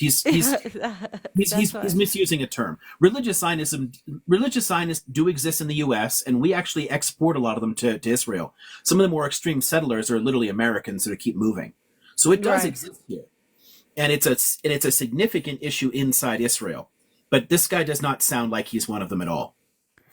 Is there a good book that I can maybe read on that? Because he was very adamant that it's very much in Torah. Zionism is part of Torah. He studied it, and Oh no, maybe he is because that's kind of their line. They're trying to blend this stuff together. right, Traditional Zionism doesn't do that. You know, whether right, you're talking about Lev Pinsker or Herzl or anybody else, the early Zionists had nothing to do with Torah. Herzl was an atheist. Ben Gurion was an atheist. correct. They would never have said we should do this because it's in Torah. They stole some terminology out of Torah, but that's it. So if he's making a reference there and saying that the Zionist ideology is biblical, maybe he is a kind of religious Zionist. So yeah, it'd be hard to say. Okay. The key there would be there's a bunch of great books on like the Israeli radical right. I've got if you're interested, I can go grab a bunch of Yeah, like. I do read almost like But 13 there's books a every 3 months. huge I'm like on a section there. roll. I have a library, so I would like to just for Um, my knowledge, because a lot of what he was saying, obviously contradicts Islamic theology too, in a well, yeah, sense, you know. that for sure. But that's all three of these religions contradict each other, and Well, but there are similarities, right? There's some there are parallels, tons of similarities. yes, and A then the lot of laws are similar in many of them. them, Yep, and a lot of people when they but there are argue differences. with me that hey, this war, for example, in the Holy Land has nothing to do with religion, I'm like, well, you're missing a very big chunk. It's been politicized, but the root of all of it does come down to religion, and The many root of the people's conflict honestly doesn't, but it's been given a religious guise for a lot of people. So it has for like the religious Zionists, it has for our H group. They've added a kind of religious window dressing to it. But it didn't start as a religious struggle at all. Its core essence is not religious. It's essentially a nationalist struggle. For some people who are religiously inclined, it becomes also a religious struggle. But they're a minority voice on both sides. so you don't believe that this is for the greater obviously it's for to Messiah to come back, as you were saying, forcing the hand of For a God. tiny part of that, they are a tiny share of the total Israeli population. Most Okay, Israelis do not agree with them at all. That most Israelis think that they're batshit crazy. that's interesting. Yeah, Okay. it's not it. Most Israelis again are more secular than American Jews are. They're not religious. It's not a religious struggle for them at all. But some Israelis are religious and religious Zionist, and for them it is a religious struggle. There's actually some fun documentaries even I might be able to recommend that touch on some of this stuff. If you really want to see some disturbing imagery, some of these like people in their own, I've Well, I have seen, I've actually been in some yeah, of it these won't be anything new for me, but yes, go ahead. I've been in some of these radical settlements and talked to some of these people and like, holy shit, are you kidding me? You But feel, yeah, I know what you're talking about because I've done the same for my community. Sometimes you feel dirty once you've gone there, and it's like yeah, exactly. you I've feel you're spoken the with crazy one. I've spoken with Islamic militants, I've spoken with Christian militants, I've spoken with Jewish militants, and they are broadly similar psychologically. You know, Hmm. the cultural dressing is different, but there's like a batshit crazy 10% in any religion, I think. So, yeah, I mean, again, I've interviewed people in all these different faiths that have some really messed up views. But yeah, I think the best one on that is not only because they're in the other half of the office, but because I have so many works on the different religious dimensions and communities there. Hit me with a DM sometime when we can find a time to chat, and I can get a better sense of what You specifically you're would have looking to for. be Because following me back. I don't want to Right now, recommend right now I books to am, you. yeah, right now I'm following you. You have to follow me back to Okay, DM. cool. Okay, That's and cool. then I I'll do think the that. book you were saying was Israeli radical something, and I just stopped writing because that's all I heard. Oh, It's okay. You can just DM me. Don't worry. Thank oh, you. this is where I'm trying to get the follow back. Sorry, I'm chewing gum and walking at the same time. It's okay. Okay. No worries. Um, So, oh yes, were you done, Professor Liam? yeah, I guess I'm just saying, like, I can get a better sense of what she's most looking for, and then not instead of giving a long list of things. So, okay, cool. Okay, so now we can go to a couple chat questions before we go to Tamara. So one of the questions in the chat was, what was the subject of your dissertation, and how come you have so much knowledge of the hadith, isnad, etc.? Okay, so the latter one is probably a little easier. I'm again, Middle East is one of my areas, and as a historian of ideas, I study religions, so I have whole shelves on quite a few different religions. So I get sucked into them. You know, it's interesting, and I wouldn't be. I'm not. I'm certainly no like mujtahid or something. You can't like quiz me on just tons and tons of these things. I know hadith in a lot of specific areas that are related to specific problems that I've studied. So if there's something that has come up as an interest that's related to some other aspect of Islamic history, Middle Eastern history, or whatever, then yeah, I dive in and read it because I want to know everything about something. I don't want to just know like, oh, Scholar Bob says it such and such, and I'm fine with that. No, I always dig deeper and go for the sources. But it doesn't. I haven't like memorized all of the hadith. I know specific chunks in specific areas of interest. So, I mean, there's a number of those, but yeah, it's not something that I have real expertise in overall. But in general terms, I have a tolerable amount of expertise in Islam as a religion because I teach the evolution and development, the emergence and the development of a whole bunch of different religions and their relationship to one another. So I've spent a lot of time studying Islam and its development as a religion. The first part, there was two you threw at me, and I forgot the first already. Yes, the Sorry. first one was what was your Oh, dissertation on? dissertation. Yeah, that's Yeah. God, that's always so hard to explain quickly.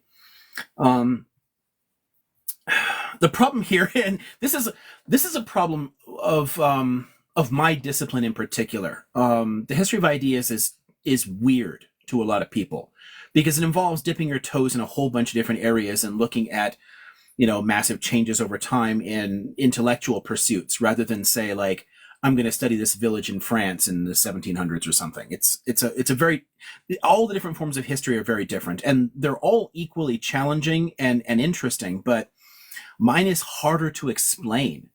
Okay, so the starting point in it was the 19th century German philosopher Nietzsche said that he thought that that religions took a wrong turn with the rise of Zoroastrianism and the idea that there's an absolute good and evil and a fight between good and evil and a linear time, and that fucked everything up and influenced a whole bunch of things later. And I was like, okay, well, let's take that seriously for a minute and see if that's accurate, because I had a big interest in all these ancient religions and ancient cultures and whatnot. So I looked at his work, and then I tried to walk through what he's doing.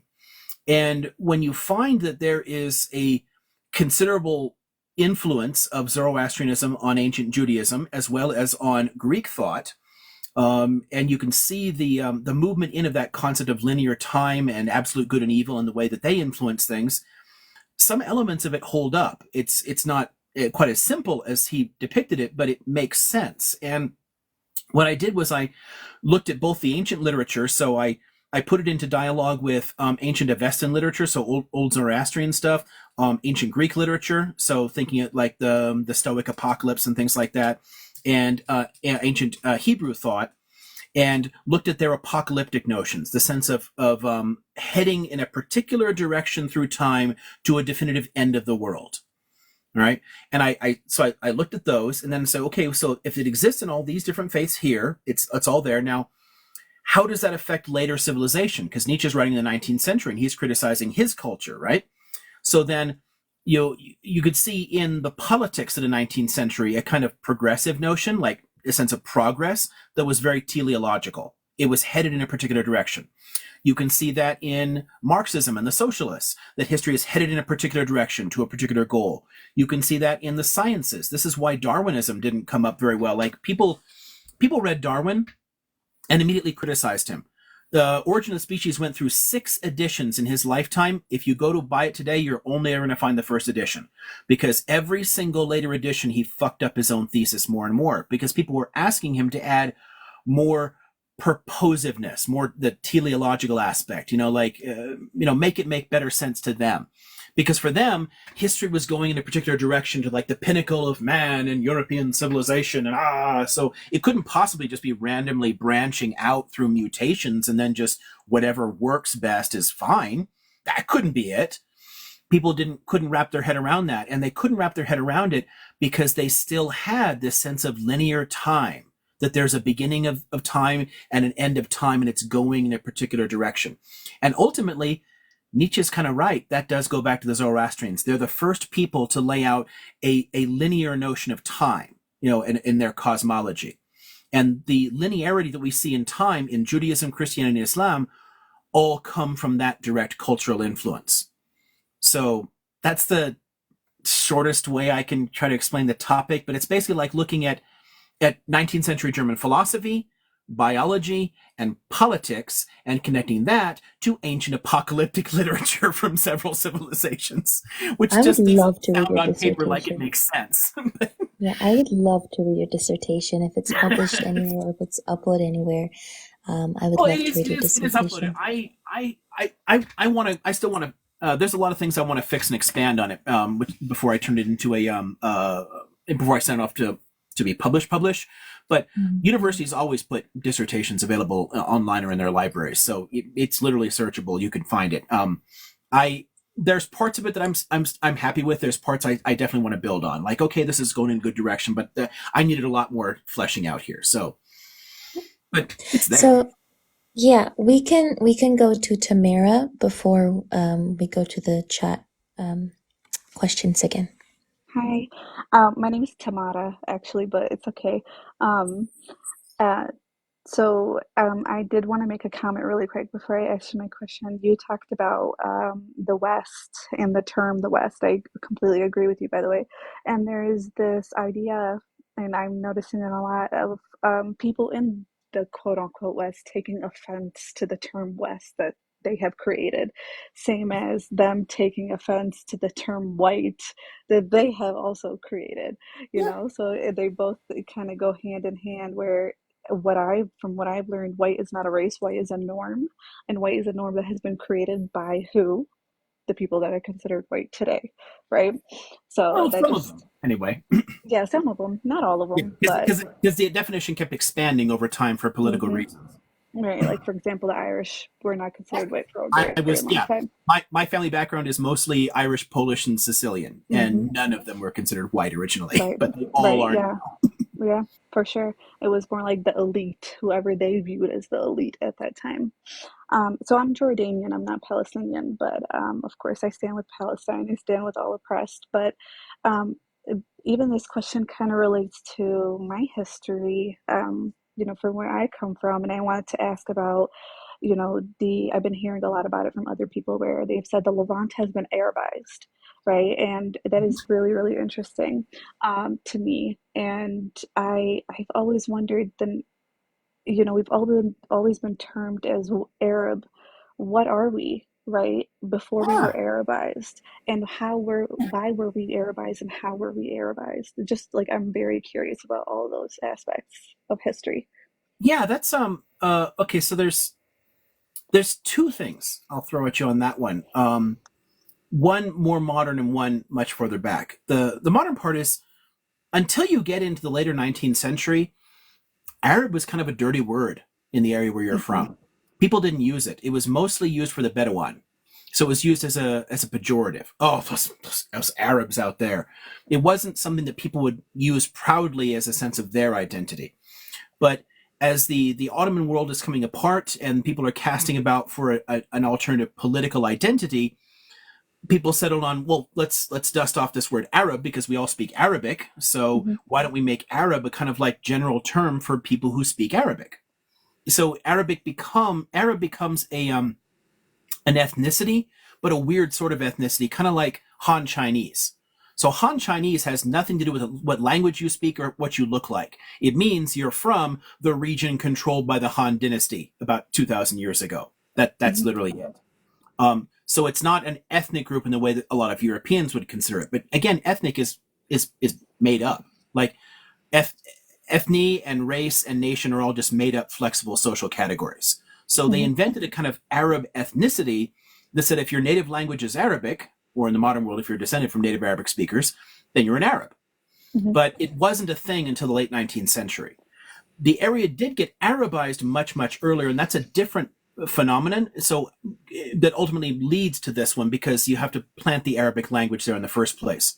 So your distant ancestors didn't speak Arabic because Arabic is not from that region. Arabic is from Mm-hmm. farther south. The Arabic of the Hejaz ended up migrating up into that area Mm-hmm. with the conquests starting. Well, the very outer edges of Jordan were taken in the Rashidun Caliphate. So the immediate successors, under Muhammad, like very early on, like the very beginning. So under Muhammad first, and then Abu Bakr. But then under the second Caliph, Umar, also a Rashidun Caliph, it conquers like that whole area. It just charges up, takes the whole area, and then in that, I see someone use the word colonization. It's not quite colonization because the Arabs themselves didn't generally settle in those different areas. Wherever they went, at best they established a garrison town and they kept to themselves and they did their own Mm-hmm. thing. But they Are you conquered talking them about the kind of the Roman Bedouins? Empire style. What was that? So aren't the Bedouins the ones who are considered technically Arab? Like they're the Well, main Arabs. no, they weren't Arabs originally either because they didn't speak Mm. Arabic either. Most of the Okay. Bedouin around in your area weren't originally Arab either. They were Arabized. Okay. Um, Interesting. so there's a ton of different so a lot of the Bedouin of Jordan, I mean, hell, they would go back to like the Nabatean cultures and ultimately like some of the Canaanite cultures and whatnot. I mean, they had entirely different linguistic identities in earlier periods in time. But Arabic spreads largely because of the Quran. Mm-hmm. And that's a slow process because the Arabs don't impose their religion on people, but people slowly convert to it. And as they convert to it, and as the administrative language changes, they start shifting things over from being in like, Greek and Aramaic and everything else, and they start supplanting all these old languages, and we'll start using Arabic. I mean, Arabic Mm-hmm. wasn't even a written language originally. When the Right. Arabs conquered those areas, they didn't have a writing system. They built one based on like Aramaic and Syriac models. But Mm-hmm. once you had that, they started adapting it to their own administrative systems. And once you do that, people will start learning your language for the Yeah. same exact reason people started learning the Romans' language. Mm-hmm. Because the people of France, the people of Spain and Portugal, they weren't Roman. Hell, most of the people of Italy weren't Roman and didn't speak Latin. Italy used to have a ton of different languages all through it. Latin was spoken in Latium, in the area close to where Rome is, and that's it. But people were slowly Latinized. And it's honestly exactly the same process because of the common administration and the spread of certain cultural ideals. People had a reason to start taking up the language, Mm-hmm. and that happened. So eventually, Egyptians became Arabs, Syrians became Arabs, Iraqis, Mesopotamians became Arabs. They weren't Arabs; they just weren't. The peoples of Iraq today are descendants of people who built ziggurats. They're Mm-hmm. descendants of all the ancient, Mesopotamian cultures. Mm-hmm. The Egyptians today are descendants of people who built pyramids. Right. So they're not Arabs in the sense of being from Arabia. Mm-hmm. Very few of the actual Arab conquerors actually intermarried and intermingled, but their culture spread in some ways. Their So language. who are the original Arabs? Well, it depends on which ones you mean. We can, if we use it more broadly, we can refer to any of the peoples who lived in the Arabian Peninsula, right? Mm-hmm. But if Yeah. you're thinking about who are the original Arabs, as in who spoke the language that creates the ultimate modern Arab identity, that's in the Hejaz. Mm-hmm. So Mecca, it's Yeah. like because the conquerors all came out of the Quraysh tribe of Mecca. So it was their speech that became the norm, and that's preserved in like the classical Arabic of the Quran.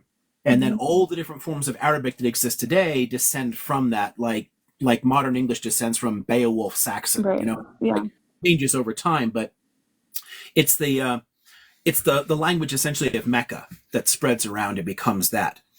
But there were, if you want to use it in a more geographic sense, there were a whole bunch of other Arab peoples before. So, like the Sabaean, the cultures of Yemen were Arabs, but they spoke what we tend to classify them today as like the South Arab cultures. So, so they speak the South Arab languages, and they're very different structurally. 100%, yeah. Arabic. Yeah, their Arabic is different than mine, right? Even my Arabic is not the same Even as a like Palestinian, so right? if somebody in Yemen or Oman speaks Arabic, and if it'll still be different because it's influenced by those other ones, but they're actually completely different languages. Like the South Arabian languages, they're as different from Arabic as Amharic is. It's just a different Semitic language. That's interesting. So, but today it's like just smaller villages. Most of that population has been assimilated over time. So most Omanis and Yemenis no longer have those languages. It's only in a handful of areas where you can still find those. Somebody was asking, just because of this topic, to ask you about the Garangas. What, I don't know how to pronounce that. It's the Gans. Somebody tell me what that kingdom is in modern day Jordan. Gansids? Gansid's kingdom in modern day Jordan. I didn't. The kingdom pre-Islam. That should be like Ghassanids. So like having an extra. Okay. There should be an extra A in there. Yeah. There's. You can keep going farther and farther back though. But again, it wouldn't have been Arab earlier on. If the Nabateans were not Arabs. There's you can go farther and farther back in any of these areas. So in many ways, ultimately, the ancestry in Jordan is much like a lot of the rest of the Levant, except for like some of the tribes farther out. But it's gone through a whole bunch of different cultural and political identities over time, that have completely changed their language. So when they say Arabized, all they mean is the ancestors adopted Arabic at that point. To clarify, Tamara, actually, the Ghassanides, actually, they spoke Arabic or a version of Arabic at the time, but it was two tribes, actually. I believe the Ghassanides, the other one was Al-Manadhira. I don't know how to say it in English. One was more leaning towards Persia, and they were closer to Persia's borders at the time. The Ghassanids were Christian Arabs, and they lived. They were under. It was a tribe. It was not a kingdom or anything, and they were kind of part of, or they followed the rule of the Roman Empire at the time. So they were not their own kingdom. Yeah. Right. So the way you can look at them is along the frontiers. So most of the Arabian Peninsula prior to Islam, Christianity couldn't really spread into it. People tried, but when Christians came around saying Jesus loves you and there's heaven and you can go to heaven, most people in Arabia are like, are you kidding me? Life sucks and then you die, because it was a very difficult place to live. So it had a much more fatalistic approach to religion. The first monotheism to really do well there is Islam, and it's largely because of the emphasis on social justice and social structures and how we can take care of each other that it helped to spread early on. But the physical environment always has an impact on the way cultures develop. And the way that Christianity approached itself, it wasn't popular. But the tribes close to the border, so in what the Romans called Arabia Petraea, they became Christian because it facilitated trade. It made it easier for them to interact. Just like, as he's mentioned, like there's a group over there a little bit further to the east because the Persian Empire controlled Mesopotamia, so they were more closely aligned to that and more heavily influenced by Zoroastrian cultures. So it just, people tend to like borrow ideas from people they're close to, and those people are very, very powerful and can influence them. So you're going back to that. But as far as them being Arabs, they're Arabs in a sense, but the form of Arabic they would have spoken is not directly ancestral to the one that you have today. So that Arabic is the one from the Hejaz. But they did speak another Semitic language that was physically in Arabia, so you can call it an earlier, distinct form of Arabic. Yes, and Tamara, to actually emphasize on that point, there was a saying. I believe it's a saying or hadith that says نزل القرآن على سبع ألسنة, which means the Quran was written in several different dialects. And what that Yeah. meant is that the Quran was actually written, some words in the Quran was Arabic, but it was not the Quraysh Arabic at the time. That there's a story about Umar ibn al-Khattab who once said, I never knew what the word Fatir means till I heard two Arabs, Arab, say one of were fighting, were arguing about who owns a certain well, and once was saying "Ana fatartuha," the other one said "Ana fatartuha." He said, "Then I understood what that word meant." So at the time, there were different dialects. They were really far from each other, Yeah. Yep. but it was considered Arabic. And there are more stories. I would happily go through some of them, but there Yeah. are more stories Exactly. that talk about the different dialects. It There just is created a actually standardized form, so there's a standard version that exactly. develops, and it has some influence from these others because, I mean, honestly, um, uh, biblical Hebrew works the same way. There's a ton of like variations that squish it all together. It's not like a single consistent language over time. The Arabic of the Quran takes in some of these interesting influences, but it essentially standardizes that Quraysh dialect as the main one. And over time, others tended to either fade away or they became they lent certain influences in the same way that, like, why does French sound so different from like Spanish or Italian? It's Yeah. largely because the Celtic speakers there passed some of their ways of speaking into the Latin that they took in. So some forms of Arabic are going to develop very early on a distinct approach to speaking Arabic that's based on these earlier Arab languages that they spoke. And then as Arabic spreads around farther and farther, so Levantine Arabic is actually influenced by Aramaic. The Arabic of the Maghreb is heavily influenced by all the different Tamazight languages that were there, or Egyptian Arabic is influenced by Coptic. So it develops a kind of substrate that influences the way that the language, the form that it takes later on. Makes perfect So sense. the original Saw it within form. our oh sorry, I was going to say we saw it within our contemporary history with regards to Portuguese morphing into Brazilian Portuguese, for example, or we saw it with a lot of colonial languages in Latin America as well, Spanish morphing into different forms of Spanish within Latin America too, because it mixed with the indigenous language that existed in that area, the African languages that existed in that area. So language is ever changing. It's never Always stagnant. evolving. The same way Right. with culture as well. Nothing is stagnant actually. But I think like a good question that fits into this topic before I ask another question is, why didn't Judaism spread in the same way? Yeah. And where did it spread if it did? Generally, it didn't want to, so it didn't spread for the same reason that Zoroastrianism didn't spread for much. It was understood as a tribal religion.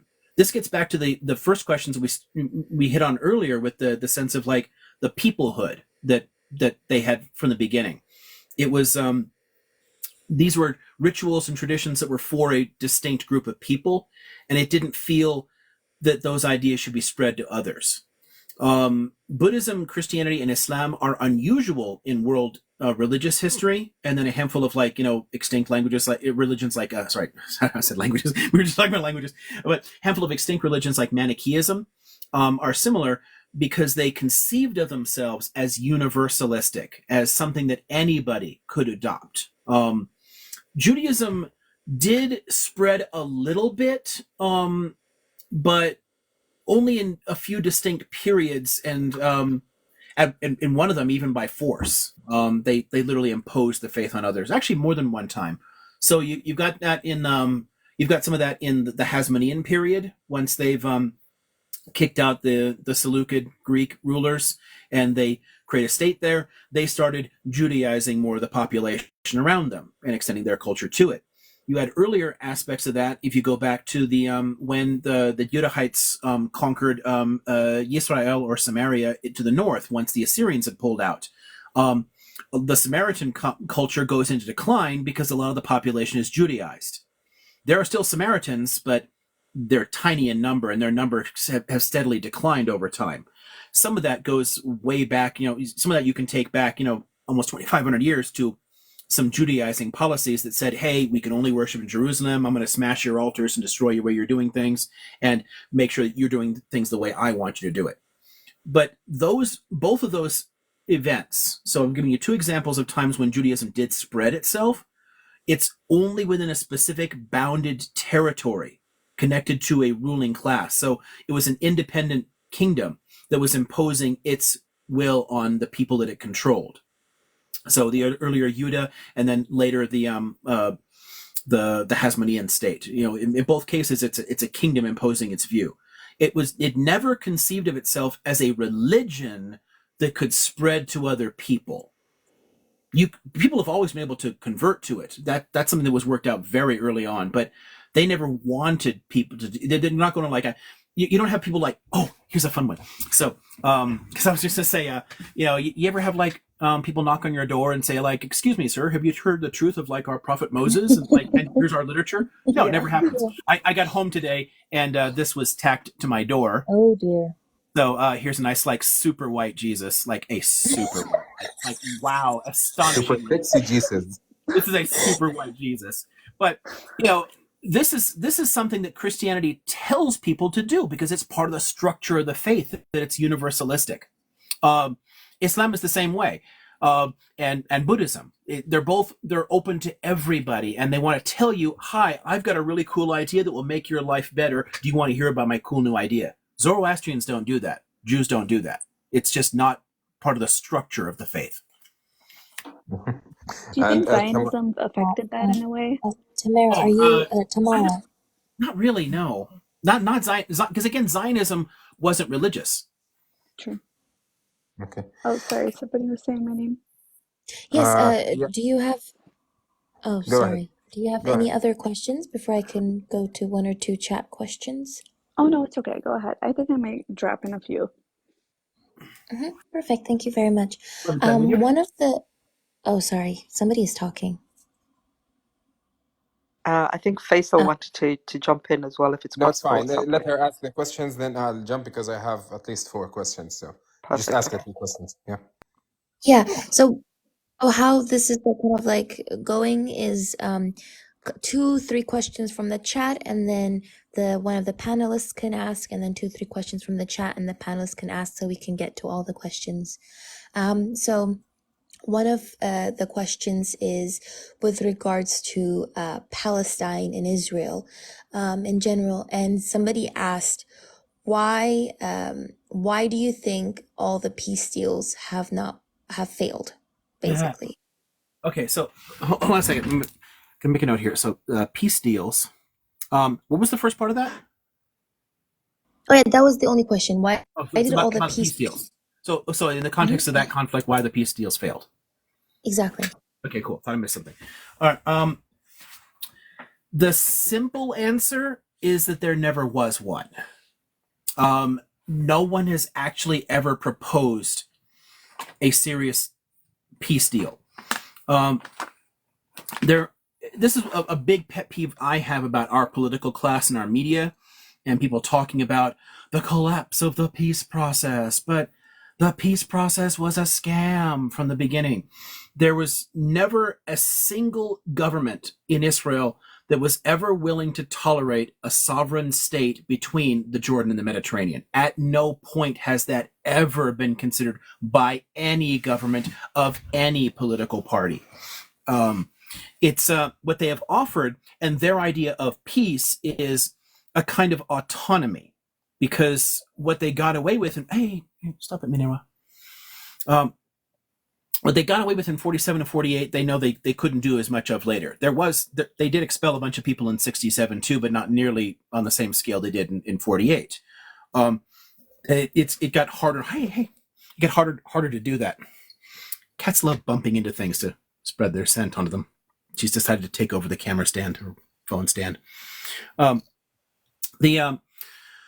they're looking for, since they're stuck with a Palestinian population, is how to outsource some basic governance for them so that somebody else picks up the trash and provides the water and whatnot here, but it doesn't actually surrender true sovereignty to it. And the reason that it's consistently failed is that who the hell's going to tolerate that?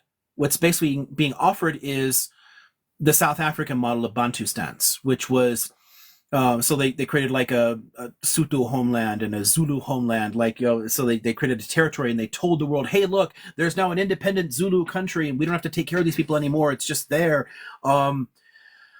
But it wasn't. They controlled the airspace and the water space and the borders and everything about it. All they did was they basically created like a giant outdoor prison and cut it off. They just ignored that area and said, okay, we're not going to provide any resources. We're not going to support this area. We're not going to do anything for them anymore. We're just going to leave that alone. That's the basic model that successive Israeli governments have pursued all along here. The only alternative to that, and the only other thing ever considered by anybody, was there was always a minority voice calling for a Jordanian option, and that would have been Israel would take most of a large part of the West Bank, but take some significant population areas and hand that to Jordan, and then have close relations with them. Because since Jordan was super in bed with Western Europe and perfectly comfortable with the Zionist movement, they collaborated before the creation of the state, they wouldn't have to worry about an attack from it or whatever, and they could tolerate that. But that wasn't acceptable to most people in any party. It was always a tiny minority view. Most of them always wanted to control all of that territory and then to have some kind of autonomy. So when people talk about the Palestinians have never missed an opportunity to miss an opportunity, or all those like little cute bullshit slogans, they've literally never been offered anything that anybody could accept.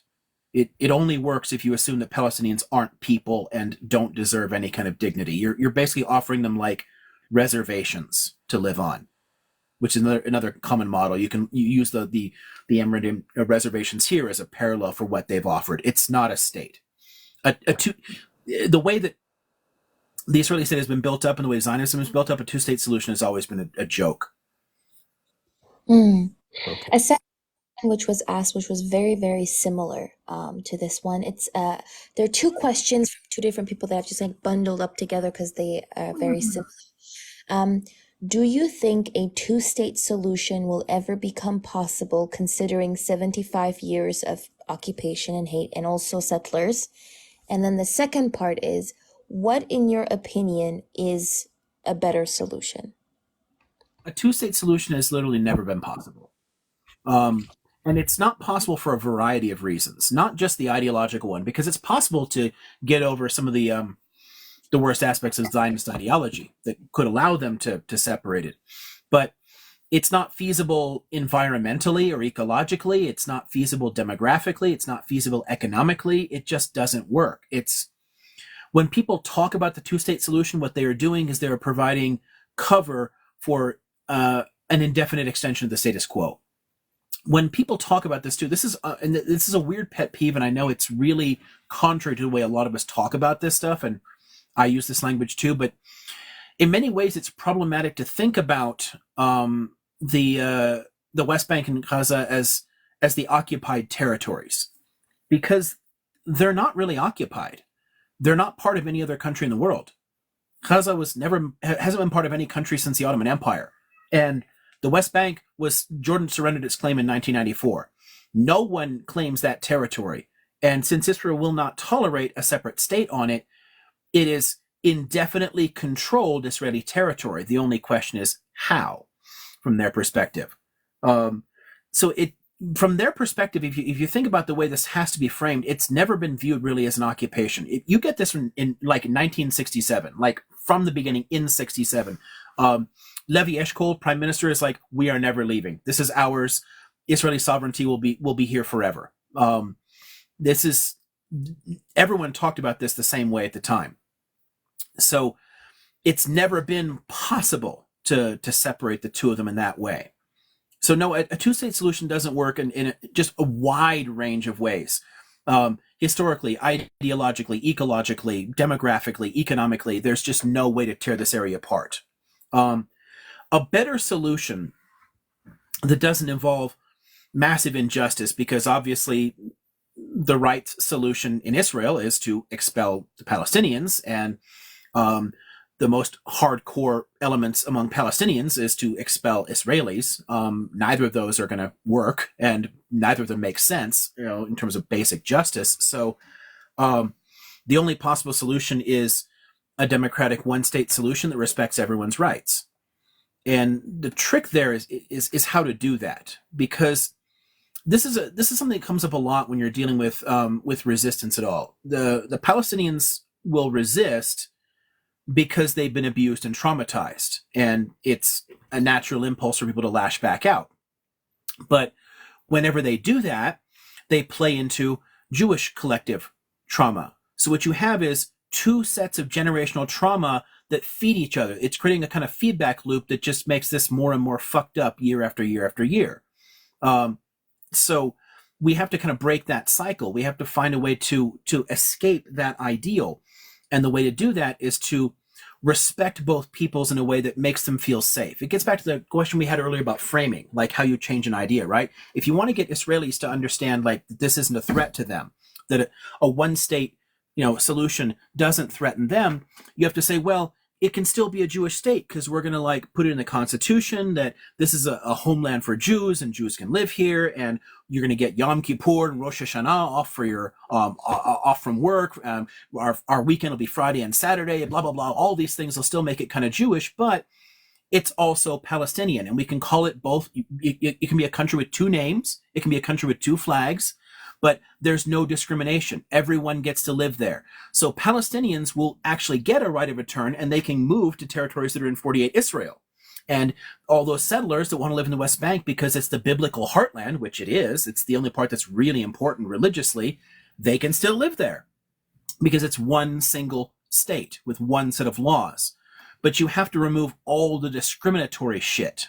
And that's a big problem, is that its legal structure is an apartheid structure. It's an ethnocracy. That's not a one-state solution. That's the far right's one-state solution. We need a one-state constitutional framework that actually respects both. And to get to that, it involves changing the way people are framing this and the way people think about it. And I get a lot of this, it'll never happen. There are tons of historical examples where things like this absolutely have happened. I know it's frustrating, but this is one thing that history teaches you more than anything else, is that everything changes. Nothing stays the same. So everything is impossible until it's suddenly possible. It can happen, but it does involve changing the way people think. And the biggest thing that we can do to help that, if you're outside of this territory, that region, is to stop talking about the two-state solution. Don't take it serious anymore. When everyone starts saying, two-state solution, say, what two-state solution? It can't happen. It's bullshit. It doesn't work. It's just, it's a scam to support the Zionists. The two-state solution is literally a lie to support far-right Zionism. That's the only purpose it's ever had for existing as an idea. And us buying into that fiction does everyone a disservice. I think a perfect question, to add to this before Stefan goes. I think Stefan has been waiting the longest. There is this, the phrase "from the river to the sea" has been criminalized in a lot of European countries, specifically in Germany. It has been equated to the Yahtzee symbol, actually, in certain federal states like Bavaria. And now if you say "from the river to the sea," it's considered a hate symbol, specifically an anti-Semitic hate symbol.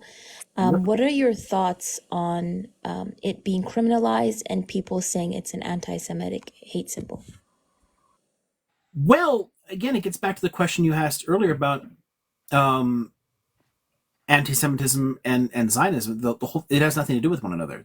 It's completely separate. The problem here, one thing that's specific to Germany, and you're not going to get them to change this basic perspective on that. The fact that they,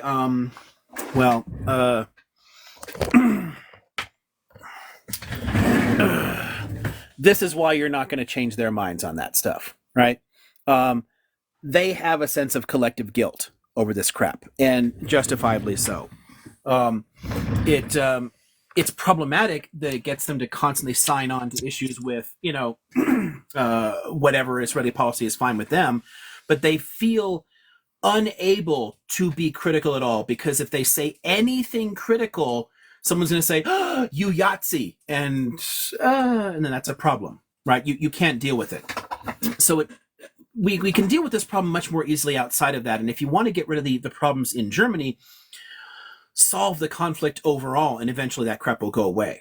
The problem is the longer this stretches on, the longer this conflict goes on in its current format, the way that we think about it now, the more deeply enmeshed in everyone's mind Jews and Israel will be, and Israel in its current form, which means that you won't be able to get over this easily. You'll be stuck with it, and it will become essentially anti-Semitic to a lot of people. It's becoming more and more mainstream to think of it that way, and that's largely because of the way this is stretched out.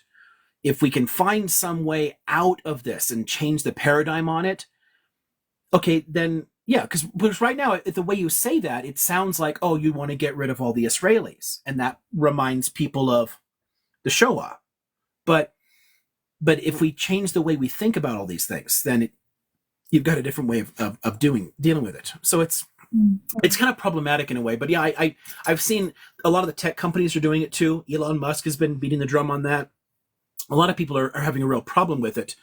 And it's ridiculous because, hell, even if you wanted to believe the fiction of a two-state solution, the West Bank borders the Jordan, and Gaza is on the sea. So it would be a river to the sea. It's a different way of thinking about it, but it's still there.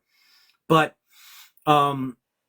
yeah, what it does is it plays into the European imaginary of genocides, of their past anti-Semitism. So they're taking it out of its actual context and they're fitting it into their own cultural history. And that's not just a uniquely German problem. Practically every country in Europe contributed significantly to the Shoah. And people in every country contributed to it. Hating Jews was a common European pastime. It was always there. So there's a sense of, as somebody said, I think I saw it going by, like a kind of like overcompensating in a sense, like you're trying to basically expunge your guilt from, your ancestors being really shitty people by saying you're never going to contradict that again. But that involves you being shitty to somebody else who didn't do anything to you at all, right? It involves like completely obliterating the Palestinian story. So yeah. Thank you very much for that. Stefan, you're next because you've been waiting the longest patiently. So you can ask your questions, and then I will ask 2 more chat questions after you're done. Okay, thank you. Well, really a pleasure to speak to you, Doctor. And it's my 3rd time here. And welcome. The benefit that I really feel you bring is that you are, I think, there's lots of passions there, but the thing that really that I respect the most, because I'm driven by what is the truth, and I think you have a commitment, regardless of political perspective, is that's what you're the steward of. Hey, this is how it happened, and connecting the dots, because history actually, if you don't understand the history, how everything ties together, you're not going to be able to get to solutions for the future. So thank you so much. Thanks. I tend to piss people off on all sides of any argument. There's always going to be people that are going to be like, what? Because I'm going to hit them with things that are a bit outside of their expectations. It's true for everybody. Yeah, I actually binged your whole profile in a couple hours, and I even noticed that myself. It's like, okay, that's challenging my beliefs, and then I would see like, oh my goodness, because I've been very active on this stuff. Oh, they're not going to like that, and that type of thing, and that's a tough thing. Is that really takes self introspection to accept those things and absorb them. So, I'm going to make one more little comment, and then I'm going to ask my question, and then I'm going to drop and let somebody else jump on here.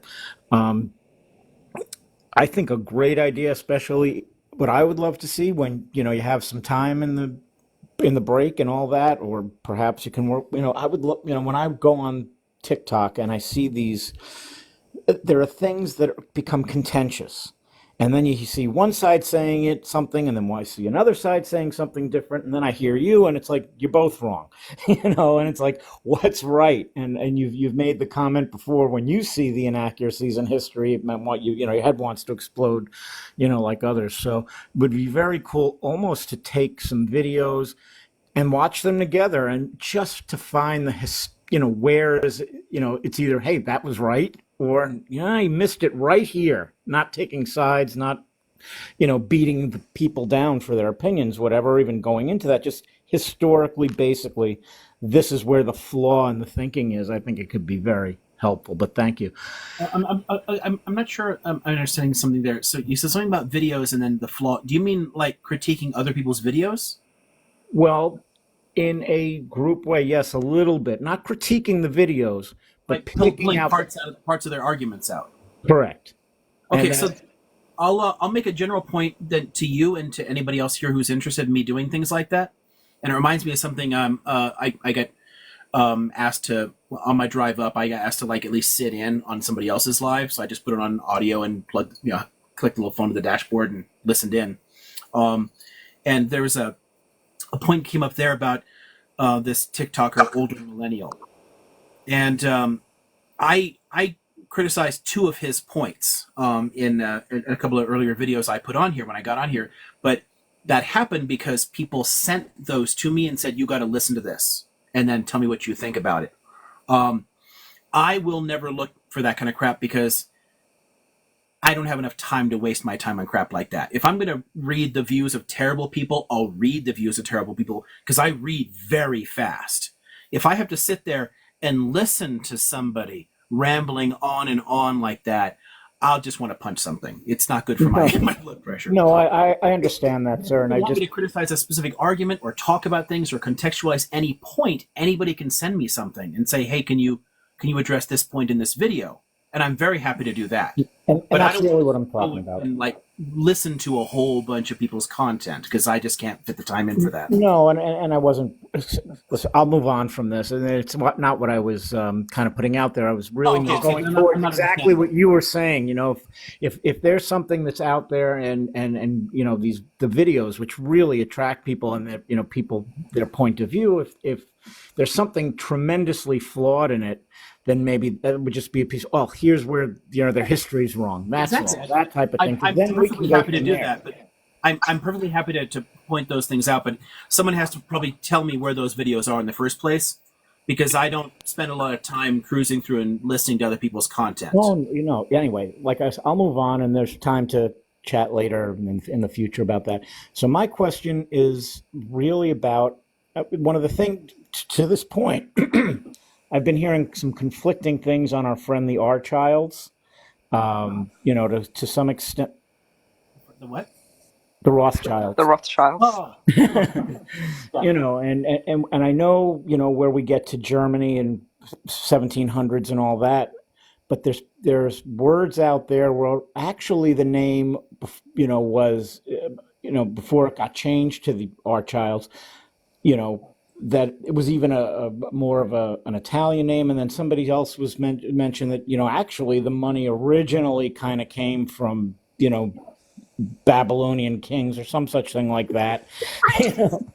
I'm telling you, well, that answers part of the question, but really, I would just like to, your perspective on those folks and what is their real influence today, if you have any insight into that. Today it's nil. That's the funny thing about people constantly recycling all this old, all of the old propagandistic arguments around them, like the New World Order, blah blah, all this kind of crap. It's just it's recycling 19th century anti-Semitic rhetoric. When the center of global finance shifted from London to New York, the Rothschilds lost their significance. They were important in European banking circles because they were long established as a significant banking clan in Europe. So, and they were a multinational family. They spread into a whole bunch of different places, established branches all over the place. So they didn't dominate banking there, but they were a major player in European finance. But the center of finance globally shifted to New York at the beginning of the 20th century. So for more than 100 years, they've been small potatoes. They're a tiny player in global finance. If you're interested in some of their history, I disagree with this author on a lot of things, but it's a decent history of the family, at least, and their rise and fall. I have a few problems with it, but not enough that I wouldn't recommend it still. That's the ever terrible Neil Ferguson's history of the House of Rothschild. It's a 2 volume set here, and it basically looks at where it comes from here in the their rise across the 19th century, because they're really only very significant in the 19th century, and then their slow decline. So they're really powerful in the later 19th century, and then across the 20th, they they're they have some parts to play in like European finance and different elements of globalization. But when people pull them out, what they're frequently doing is playing on anti-Semitic tropes, because there's nothing that these guys do that other capitalists weren't doing. They're just bankers, and bankers on some level are all assholes. I mean, these capitalists are all going to do the same basic stuff. They're all going to invest in terrible people. They're all going to invest in war. They're all going to invest in exploitation, because that crap makes money. That's how capitalism works. And it just so happens that this family is Jewish. So it plays into a lot of the long history of European anti-Judaism. But they don't have, they're a player in global finance, but they're a relatively minor player these days. There's been so much consolidation in banking, and again, the U.S. and now East Asia are significant players. So these old European banking clans, they don't have the pull that they did in the 19th century. In the 19th century, they controlled global finance because they created finance capitalism. That's just not true today. Well, thank you very much. And if you wouldn't mind following me so that I could send you something here and there, I'd appreciate it. Sure, let's see. Where's that at? There we go. Okay, done. Well, thank you so much, everybody. I'm going to drop off, give somebody else a chance, and see you next week. Thank you very much for asking your questions. I would ask about 2 to 3 chat questions before we go to Faisal. The first question, it's a very weird question, but it was in the chat, so I'm just going to ask it. Is Turkey, Jordan, and Iran jointly making invasion plans to exterminate them? By them, I'm guessing Israelis is what they're talking about. No. There's no conceivable reality in which that could happen. There's just none. No. Okay. No. No. Yeah. I mean, pigs will fly much sooner than that will happen. That was an interesting question. I knew it was already a bit delusional, but I still wanted to ask it as well. All questions are good because, if somebody wants to understand something, great. I mean, and if they're really sincerely interested, I could walk through the reasons why there's no chance that would happen. But a lot of times when people are asking a question like that, they're not really open to those reasons. They already have there's a certain fear that's driving it. And it makes sense. People, especially within Israel and for a lot of the diaspora, people have been told to expect an existential war at any point, to be wiped out. Literally, Israel has never been threatened existentially. There's at no point has that state ever been in danger from other powers. But every single time there's a conflict, they say the same thing. It gets weirder and weirder when you start thinking that like the H group can somehow destroy one of the most powerful states in the world, but whatever. But the 67 war wasn't a threat. It just wasn't. The 73 war wasn't a threat either. At no point could they ever have toppled the state. It just, it doesn't fit any of the evidence. And internally, if you actually look at what the leadership said at any point, they knew that. They knew that in 48. They said that in 48. Somebody's asking 48. In 48, we have all the internal discussions from Ben Gurion and all of the other leadership. And they all said, there's no way any of these guys are going to touch us. And they spent almost all of their effort expelling Palestinians. There was, they were the dominant player from the beginning. At the beginning of that fight, their paramilitaries outnumbered all the Arab forces combined and were far more professional and better equipped. The only remotely professional military involved in 48 was Jordan's, and Jordan had already made a deal before that conflict broke out to only hold on to certain areas. They were already colluding back and forth. The only real fighting they did was around Jerusalem. There was no existential threat because Jordan had no interest in a wider war. They only wanted to secure the territory that they wanted for themselves. Mm-hmm. But when people talk about it this way, it creates a sense of fear that gets very deep roots into people. And when you feel that fear at a very personal level, because you've heard over and over again that the state is threatened, then any story of a possible threat like the one you're describing here is real. And we should take that seriously from their perspective. It makes sense there. It just doesn't fit the evidence. There If are I can some. jump in very Mhm. quickly, Kimberly. Liam, do you want to take a quick break, or are you still okay to go on? And how I much longer do you want to go on I for can't today? stay as late tonight anyway because I do have to get up very early. I said that at the beginning, so it's a good time to remind it. So thanks for asking the question. This weekend I'm working on trying to extend the fence line a bit more and build a gate. Because my dog can't go to work with me anymore. She's stuck here at home. So I want to finish the fence. So how So much longer do you think? Half an hour, an hour? let's see. Uh, about okay, so about half an hour or so would be about as far as I should really go time wise, because that'll still Okay. give me like that'll still give me like 5 hours of sleep, and that's great. I can remind Um, you after half an hour that it's been half an hour instead, in case we Yeah, I mean, forget. on most We Friday forget. nights, I'll just go on and on. And during winter break, I can actually meet on different days. During the semester, it's a lot harder to do during the week.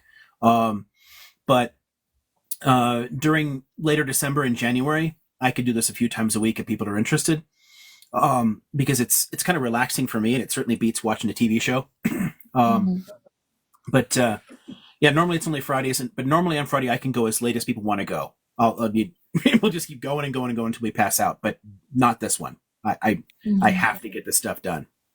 that's fair enough. Just another bit of housekeeping. If you're not already following, then please click the follow button. Liam tends to go live every Friday at 9 p.m. PST.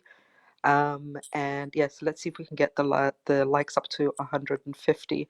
And I'm going to leave it to Kimberly and the rest of the panelists, but it's probably looking like it's the two people that are here and the questions Kimberly has before we wrap up today. Yes. Thanks, Kimberly. It's Kimberly's. So one of the questions here before we go to Faisal, I wanted to ask is, what do you think of a Palestinian state with no weapons in it? Apparently, Egypt had proposed this idea, a demilitarized Palestinian state. And then the second part of that question is, how should the Palestinians organize to make their voice heard and regain legitimacy? Um, make a quick note about the second one here. See if I can try and remember that. Voice and legitimacy. Okay, on the proposals for a demilitarized state, they're essentially a waste of time because no there will actually be no Socrates. There will be no state offered because the Israelis cannot offer sovereignty. So it really doesn't matter. This is what the Israelis have been saying all along: is they want a completely demilitarized body because it's essentially still going to be a colony. It'll be a Bantustan. It won't be a real country. But even if you can get Palestinians to agree to that, and I think a lot of them would, I think Arafat would have agreed to something like that. But until you're actually dealing with the refugee issue, the Jerusalem issue, there's the settlements issue, there's nothing. You couldn't really deal with that. And if you're saying no about Arafat, he actually said he would have, but you couldn't get that far because he said, let's talk about these other issues first, and they wouldn't. The key is those other issues are always the sticking points on the Israeli side that can never actually be brought up. They'll never be at the table. They won't discuss them. So a proposal like that, it's sort of similar to like the Saudi peace initiative. Great, you can say that, but no one's going to do it. So why bother? Like it just distracts us. The more we talk about those kind of proposals, the longer this conflict stretches out, because there remains no possibility that an Israeli government is going to agree to a sovereign Palestinian state. For the question about voice and legitimacy, I think the key there, this is something that the Palestinians have long struggled with, and it's a place where you can really level a lot of severe criticism of Arafat and a lot of the Fatah leadership along the way, because they never understood the importance of appealing to public opinion around the world. They just didn't bother. They focused on a few places in the Arab world, and they kind of ignored, they ignored the United States, they ignored much of the world. They were never really good at advocating for themselves or making their voice heard. And as hard as it is, I think one way to do that is something that we've seen tons of trends towards over the years in amongst Palestinians. In fact, in the most recent waves of bombings, they actually targeted the house of a nonviolent peace activist. He survived, but had a bunch of second-degree burns, so that sucks. But nonviolence is a bigger threat, and they know that. One of the reasons that the Israelis are so heavy-handed whenever they get the opportunity here, and this is something that you've seen over and over again for decades, one of the reasons that they're so heavy-handed about it is it angers people. It hurts. It's hard to watch. So it makes people want to throw rocks or pick up guns. And whenever they do that, they can keep the cycle going forever. So there's no need to compromise. There's no need to change anything about the way this works at all. It can maintain indefinite status quo. But if the Palestinians just sat down, if they just filled the streets and sat down and didn't work, like just shut the economy down, if you have tons of nonviolent stuff like that, and then you combine that with, a better PR move, if you're able to talk better, because at this point it's easier to get a story out. You could already see the beginnings of that with both the first and second intifadas, where people were able to see what was happening in ways that they never could before because the technologies had changed. But this gets to an interesting point. Okay, there's a neat study. There's actually a whole book by an Israeli newspaper editor about the way this worked. In the early stages of the second Intifada, the most of the activity was distinctly nonviolent. It was mass protests and demonstrations. It didn't start with the suicide bombers or whatever. It turned to that because the nonviolent demonstrations received an extremely heavy-handed approach, like just mass arrests and beatings and tear gas and live fire and all kinds of stuff that was calculated to push things like the H group to fight back, which then you can talk more about. There was a lot of suppression in the media. Somebody saying this is a historical, dude, this is literally my job. I have the documents on this shit. I don't care what propaganda you swallowed over the years. They switched a lot of the stuff around here because these nonviolent tactics are a bigger threat because of the way it plays internationally. So you need to keep people angry enough. You need to keep people desperate enough. You need to keep people hungry enough that they will shoot back. And as long as they shoot back, there's no need to fully annex the territory and no need ever to compromise. They can maintain exactly the same system indefinitely. And this works for them because it doesn't inconvenience their citizens in any way. They can keep living in the territories and doing all that stuff. Nothing has to change. They're fine with the status quo. But if Palestinians really want to elevate this cause, and I get that, I understand the emotional desire for resistance. I really get it. You can see it in tons of other conflicts. My father's family were all IRA supporters going way back generations. To the first people who got here in the U.S. in the late 19th century, they were Fenians. They were Irish nationalists from the start. I grew up around stories about this. I understand the emotional appeal of it, but it's not a great tactic in the modern world. It just doesn't make any sense. It's not effective at this because the way our media will spin any kind of violent activity is always to the detriment of the group doing it and always supports the narrative of the state. So what it does is all of these attacks increase sympathy for Israel which allows it to normalize the occupation policies and stretches this shit out forever. So if you're asking how to get a better voice, get better PR, learn how to talk better, and then use the kind of tactics that will play well into that. You ever see the kids throwing rocks at tanks? That plays really well for a while. It's like, hey, this shows a power imbalance very, very clearly. But, when you can show next to it a bus or a cafe that was exploded by somebody who walked in with one of those vests, that undermines that sense of power imbalance, and it feeds into the generational trauma of Israelis, but it also plays really badly to international audiences. I hate a question like this. The last thing I'll just say is it's really hard because I have a hard time telling people how to live. At the end of the day, I'm an anarchist. That's just me. I live and let live. People do what they want to do. It's not my business to tell anybody else how they should carry about their approach. But it makes a certain amount of sense, at least, to raise as an issue. Like, I don't want to preach at people, but I can give at least historical advice.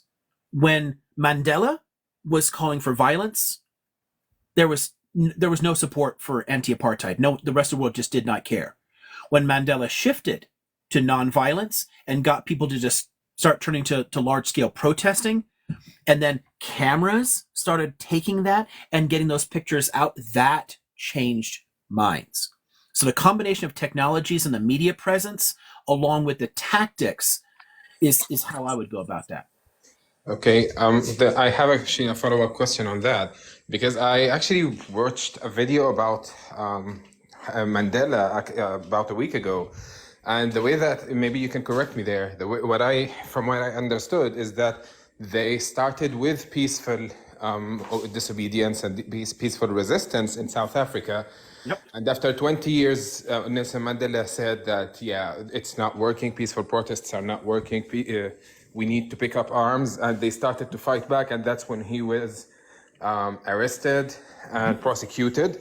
And he was in jail for 25 years. And even after he was in jail for over 20 years, a couple of years before his release, what I heard is that the government of South Africa reached out to him and told him, if you get the militants to stop, the Spear of Nations to stop fighting back, maybe we can release you. And he said, no, I'm not going to be released unless you tackle the real issue, unless the apartheid ends. And then a president from the state, the president of the state in 1998, I believe, approached Mandela with the solution free. They actually let him out, and they decided to solve the issue for real, take serious steps.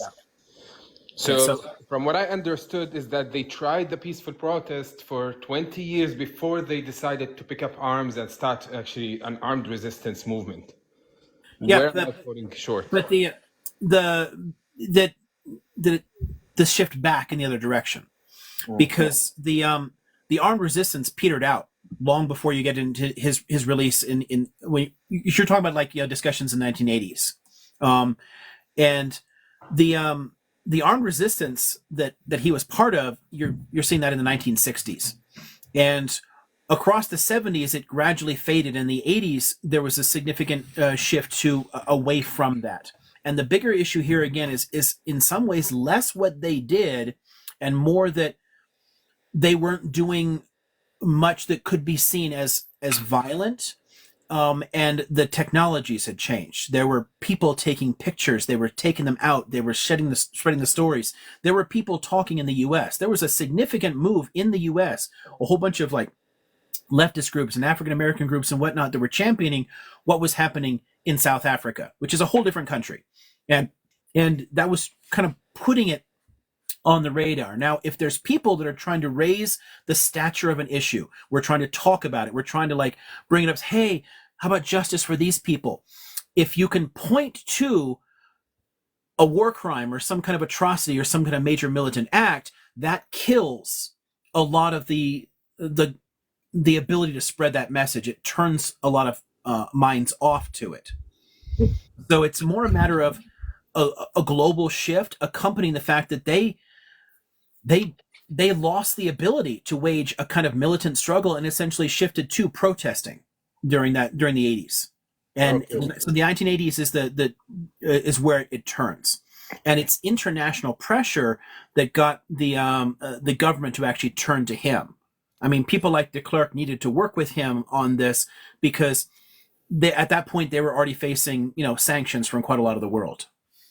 Okay, so it happened the other way around. They started with armed resistance, then they shifted to peaceful disobedience. There is nonviolent resistance earlier on, so it's more like it shifts twice.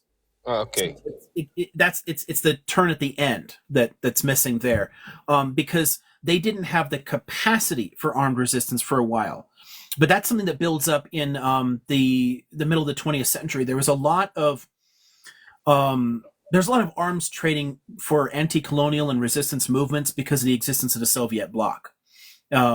So there was the ability to get training and weapons and whatnot. So they could start doing things like that in the 50s and 60s that they couldn't have done before. Mm. But then by the 80s, it's gone. It's just they're not doing it anymore. Okay. And actually, surprisingly, that leads me to the question that I originally came up on the panel to ask, which is there any 100% pure peaceful resistance movement that actually eventually worked? Because I believe that I heard of some sort of a civil disobedience that happened in China or Korea, I'm not sure, in face of oppression, but it lasted for way too long, for decades long. So is there any historic That's there are, but they often involve that kind of patience. So if you look at like the South Asian model too, a lot of there was violence, but a lot of it was nonviolent protests and economic protests. But it took 40 some years to get what it wanted. So it's difficult to do that way. And what you often see is at least some mix of the two.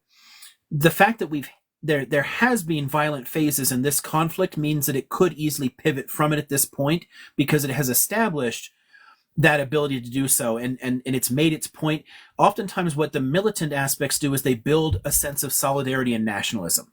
A good parallel I'll make very quickly that I can knock out really fast is the Algeria one. Somebody mentioned I saw the word Fanon going by earlier, so this might be fun for them. So there's a militant resistance. So FLN is waging a freedom fight to try and like chase out the French, right? And over time, that gets worse and worse. Initially, they're only targeting police and whatever, and then the French respond extremely brutally, and eventually it gets to where there's no moderates on either side, and everyone's targeting civilians. It just turns into like a massively bloody affair. But the FLN actually loses. Algeria gains its independence, but the FLN literally lost. It lost the military phase of the struggle. It was hard for France to do, and it involved a tremendous amount of torture and napalming villages and horrific atrocities, but they defeated the militant aspect of the uprising. What changed it was, the FLN's actions had given enough of the Algerian people a sense of pride and purpose and a sense of peoplehood against the 130-year French occupation that said, like, we can do this. So, and with that courage, they just started showing up in the streets in huge numbers, and the economic pressure and the political pressure, them showing up in huge numbers in the streets, just choking the streets day after day after day, chanting, that got people in France to start paying attention to this stuff. Now, there are other factors here. There's other things involved in it, but that's the kind of dynamic I'm pointing to here. The resistance that we have seen for a while in the Palestine issue has done its job in the sense of building a sense of Palestinianness and a kind of pride and a desire to find some kind of alternative future for themselves, and pivoting from that into something that is plays a little better, in the countries that you kind of need in your court.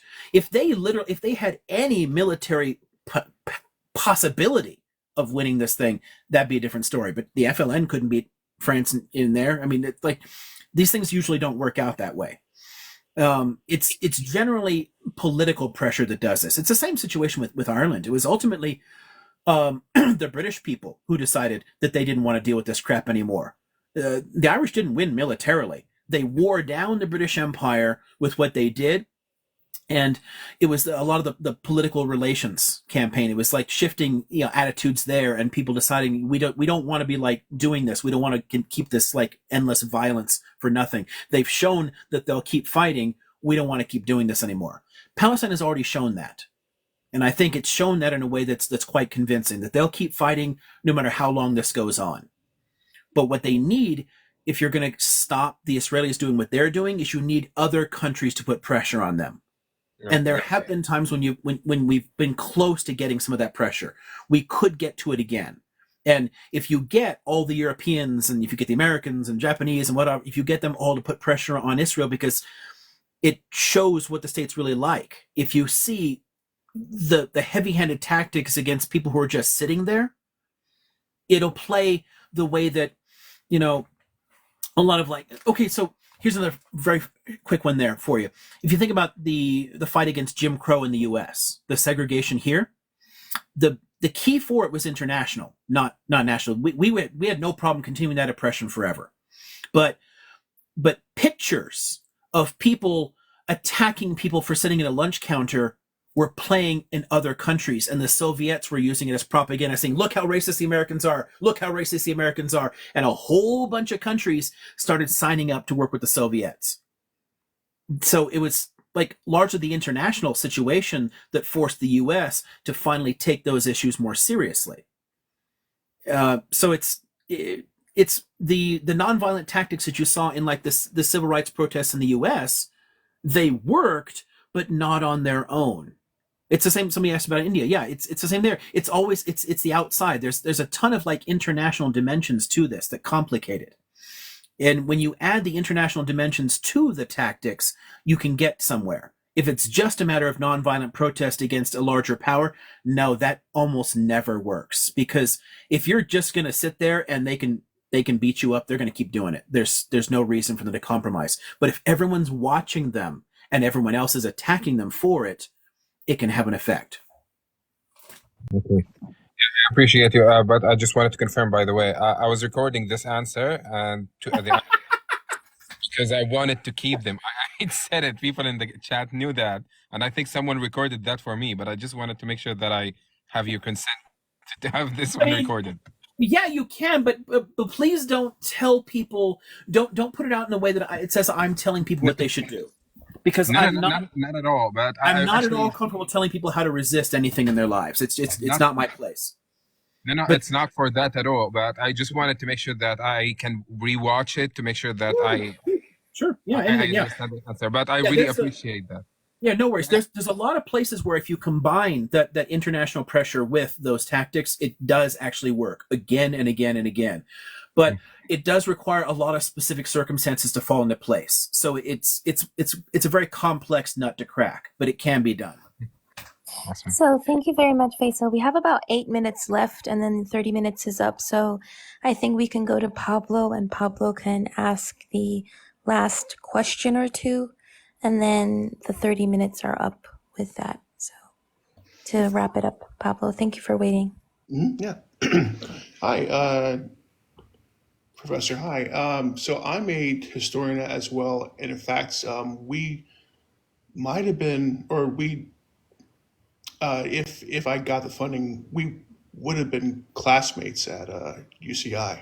But I went a different route once they found out that the funding was a little lower, and I couldn't get my doctorate funded. But that's a long story for a different time.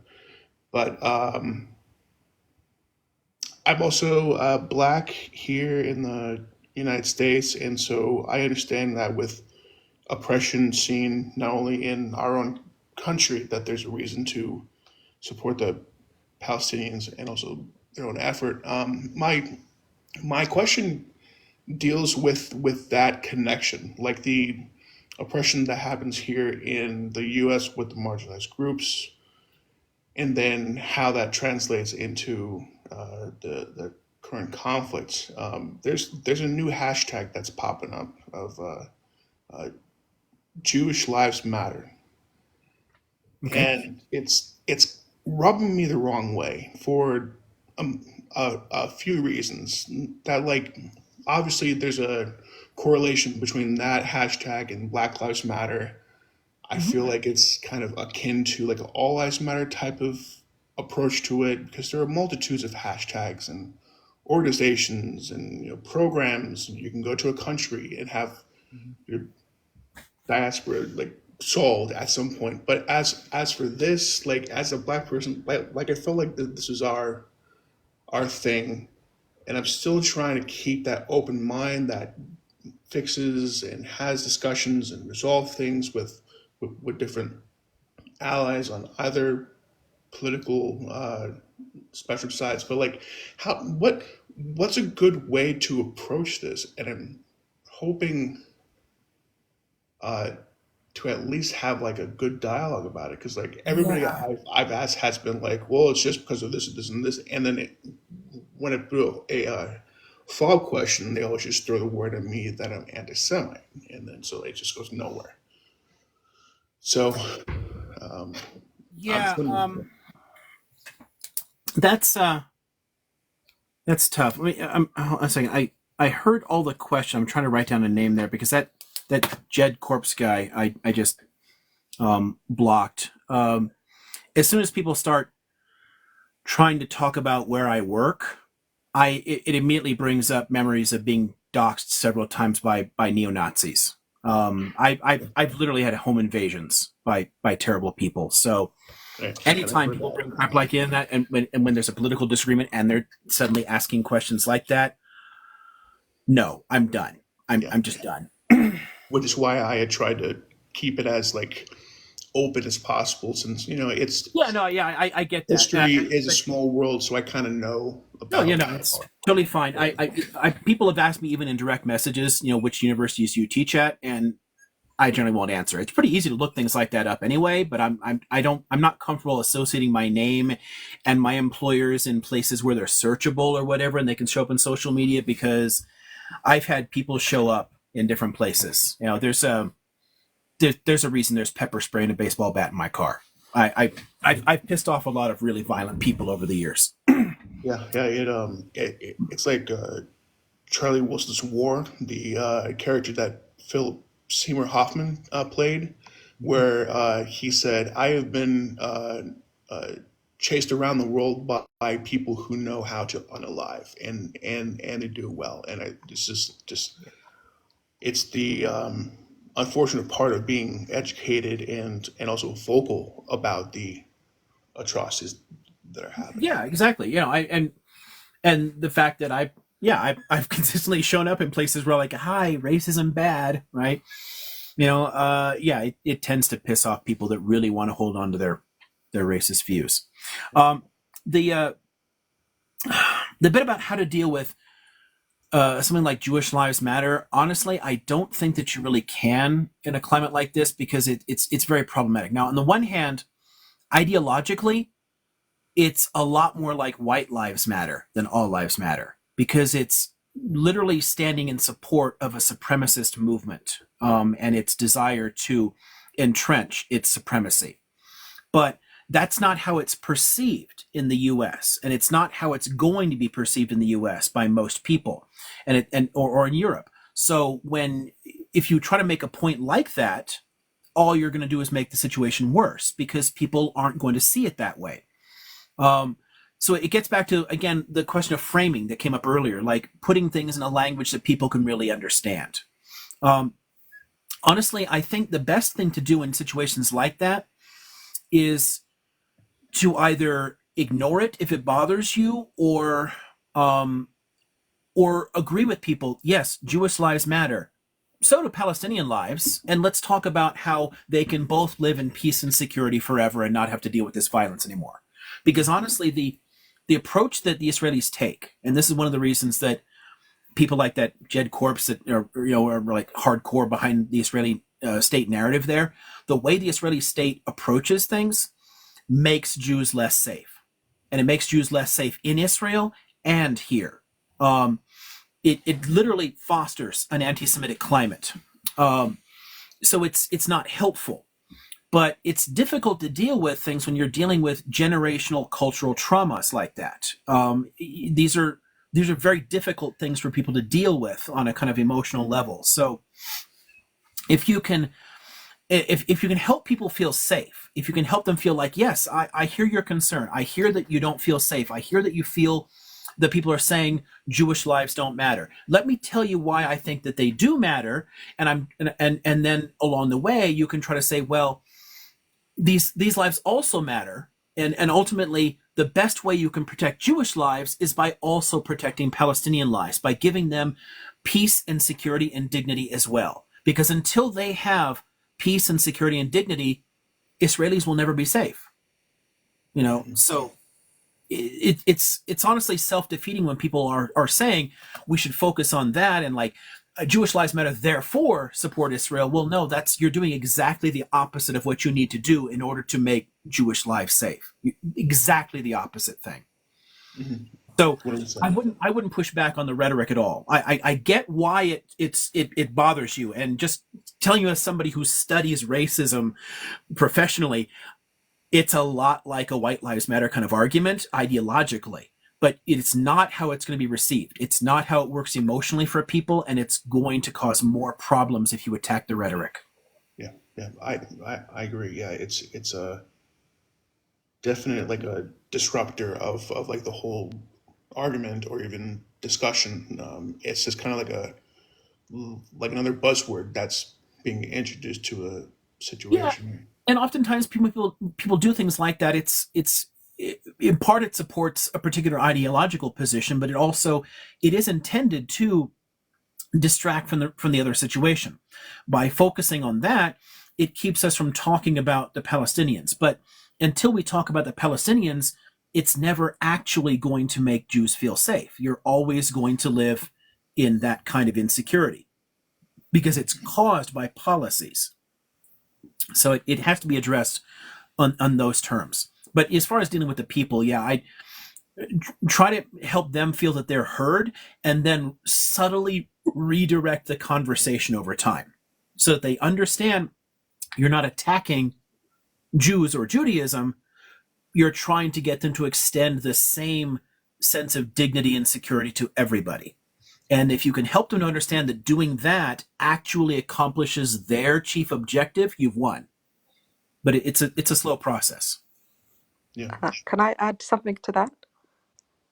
Pablo, I think it's also worth um, directing people to try and understand why even the statement was coined in the first place, because it's not just a blanket statement of Black Lives Matter just for the sake of what the words mean, but also because um, it needed to be said because there was evidence that it wasn't Black lives were not being seen as having value by some of the racism and some of the actions of, particularly in the police in the recent context. Um, so I think that's important, but also it's worth also looking at the waves of the way Israeli state propaganda is kind of moving. Week by week, there seems to be a different focus. And if you look at the official, I can't remember if it's the TikTok or the Instagram, but there's a current video where the whole cast is all black people who are either Jewish or Israeli. So there seems to be this move to try and counter some of the pushback that Zionism equates to fascism and some of the racism that's associated with what has been said and so on. So I Can I hope add some of on that to is that as well helpful. after you're done? Yes, please. Sorry. I didn't mean to interrupt you. Sorry. Can you finish? Oh, no, I'm done. Thank you. First of all, I feel like the official Israeli state Twitter and TikTok accounts are run by some like random 24-year-old because the tweets are they're memeable. Like I don't know if I should laugh or cry when I read those tweets and also the TikTok account. So that's one thing I wanted to mention. But another thing I wanted to mention is to me it's kind of inspiring in a way because as a black woman it shows me that black liberation movements have inspired so many people, even people who were not black. When we look at all the liberation, for example, when we look at how the Haitian revolution inspired so many different regions as well. How Black liberation movements like Kwame Nkrumah, Patrice Lumumba, all these people inspired liberation movements in America, in Europe as well. How rap or hip hop or Black cultures globally have inspired and have been used as well by other people who are not Black, so they can express themselves, they can express their frustration with their oppression and with their subjugation as well. So for me, as a Black person who is of East African descent, actually, I kind of, it irritates me when I see like that one Times of Israel article that was like, or Haaretz article that was like, Dear BLM, us Israelis cannot breathe too, or something like that. Like that kind of irritates me, but at the same time, it also is inspiring because it shows me that our voices are powerful. Like Yeah, our liberation movements as Black people are powerful, which is absolutely. why they're being co-opted, which is why they're being appropriated by so many different movements, whether it is from the occupying oppressing force or from the oppressed as well, and the subjugated. They identify themselves with us as well, right? So it is frustrating to hear those things, but in a way it's also kind of, I don't know, it kind of shows me that my ancestors, regardless of where they went, where they were taken, my people have not only fought for ourselves in the Afro diaspora and also in the African continent, but have also inspired others in their fight for themselves and their struggle for their own freedom. Yeah, I don't know if a lot of people are aware that Malcolm X was aware of the Palestinian issue and went to see some of this stuff. So it's there's always been an interesting overlap in a lot of these concerns, and I have literally seen people have sprayed like Tupac and Public Enemy and stuff on the walls in refugee camps in Palestine. Um, People do draw on these kind of inspirations, so it is, yeah, it's always amazing. And one of the things I think fascinating about global hip hop culture is the way it's been picked up oftentimes by peoples in different areas where you are facing some kind of systemic oppression or some kind of like significant, corruption, police violence, everywhere else, and they translate it into their own cultural context. They add musical elements, and lyrics that fit their context, but they're drawing on a tradition of resistance that grew out of police violence in the U.S. So as an art form, it's been very powerful in that way. There's a ton of things about Black culture that have added a ton to the world in this way. So I think it's a really good point to make there. But yeah, again, I get where it gets kind of like cringe when people make these kind of associations too. It's similar to the way that in an American context, I I see conservative politicians saying great things about Martin Luther King. I'm like, what the are you talking about? Like, even liberals hated him in the 60s. Like 90% of Americans hated the guy. It was, but now, oh, he's a great hero in hindsight. That it's sort of okay for them to do it. But it's like, oh, it's because their politics are really no different than they were then. It's still super racist, but they're perfectly happy to try and like appropriate it for their political purposes because they're trying to kind of like, I don't know, whitewash what they're doing. Using not whitewashing in the sense of whiteness, but like the actual Yeah. the paint. But yeah, there's something very problematic about some of this language in an Israeli context. But I think anytime you're touching on a subject that is going to play badly with the generational trauma that people feel within that culture, it's going to backfire, and it's going to backfire not only among Israelis but among Europeans and Americans, and I think that doesn't help. So, and since there are so many other things we can talk about, there are so many other things we can criticize. Maybe those aren't the best places to start. Mhm. We could hear you literally talking for 25 hours if that was possible. Like the amount of knowledge, I'm Thanks. just I mean, like I'm basking in all of the knowledge, right? Especially like as a person who loves academic discussions with my mentor as well. I always have them. So thank you so much for the educational labor, for investing so much time in actually answering our questions, having so much patience with us, and we genuinely love you. We want to protect you at all costs. But it's been 40 minutes, and I know okay. that you said you had a busy Yeah, weekend and you need I to should probably rest. get a little. I should probably take a nap before that. Um, Exactly. but yeah, this is it's fun because I honestly I really enjoy hearing the way different people think, the different concerns and questions they have. The fact that we get people from all around the world jumping into these things is great. So it's a lot of fun. Um, I want to be appreciative because you guys are saying very nice things about me. It's hard and hard both as a basic character issue and also out of my sort of like autistic social awkwardness. I've never been really comfortable with a lot of praise. I'm just me. This is me being me. That I'm not like looking for anything, um, but it's nice to know that people find some value in this because for me I think dialogue is how we all learn and get better as human beings. I think we can all learn from each other, and I think that if you guys are getting, as long as people here are getting something out of this, then I'll make time in my week to do it. It's it's no big sacrifice to do, so I'm perfectly happy to just slip in a little time somewhere and do it. Like I said, I'd stay later if I could, but I got to get up early in the morning and build a fence, so Just one last housekeeping thing. Again, if you're not following Liam, please make sure that you click the follow button. And if you have your notifications turned on, you'll know when he goes live. Just one last thing. I think that was it Stephen that mentioned it earlier on with regards to responding to videos.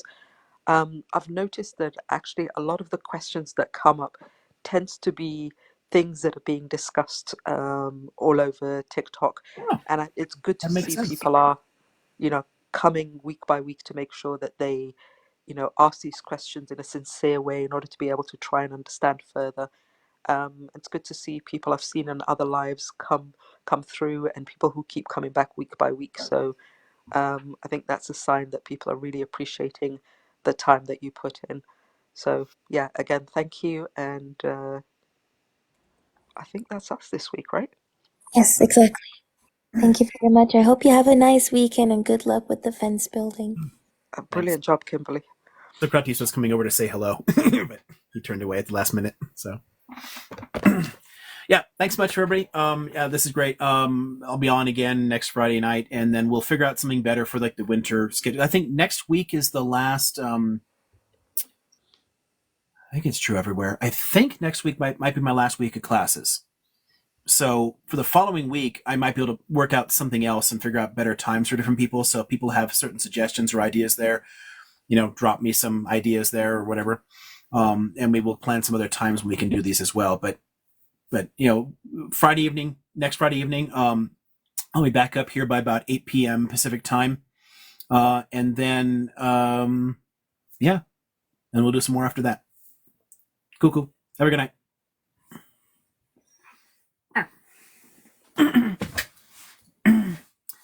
Salway. Oh, yeah. Say goodbye to the nice crowd. Yeah. Salway. Good night, folks.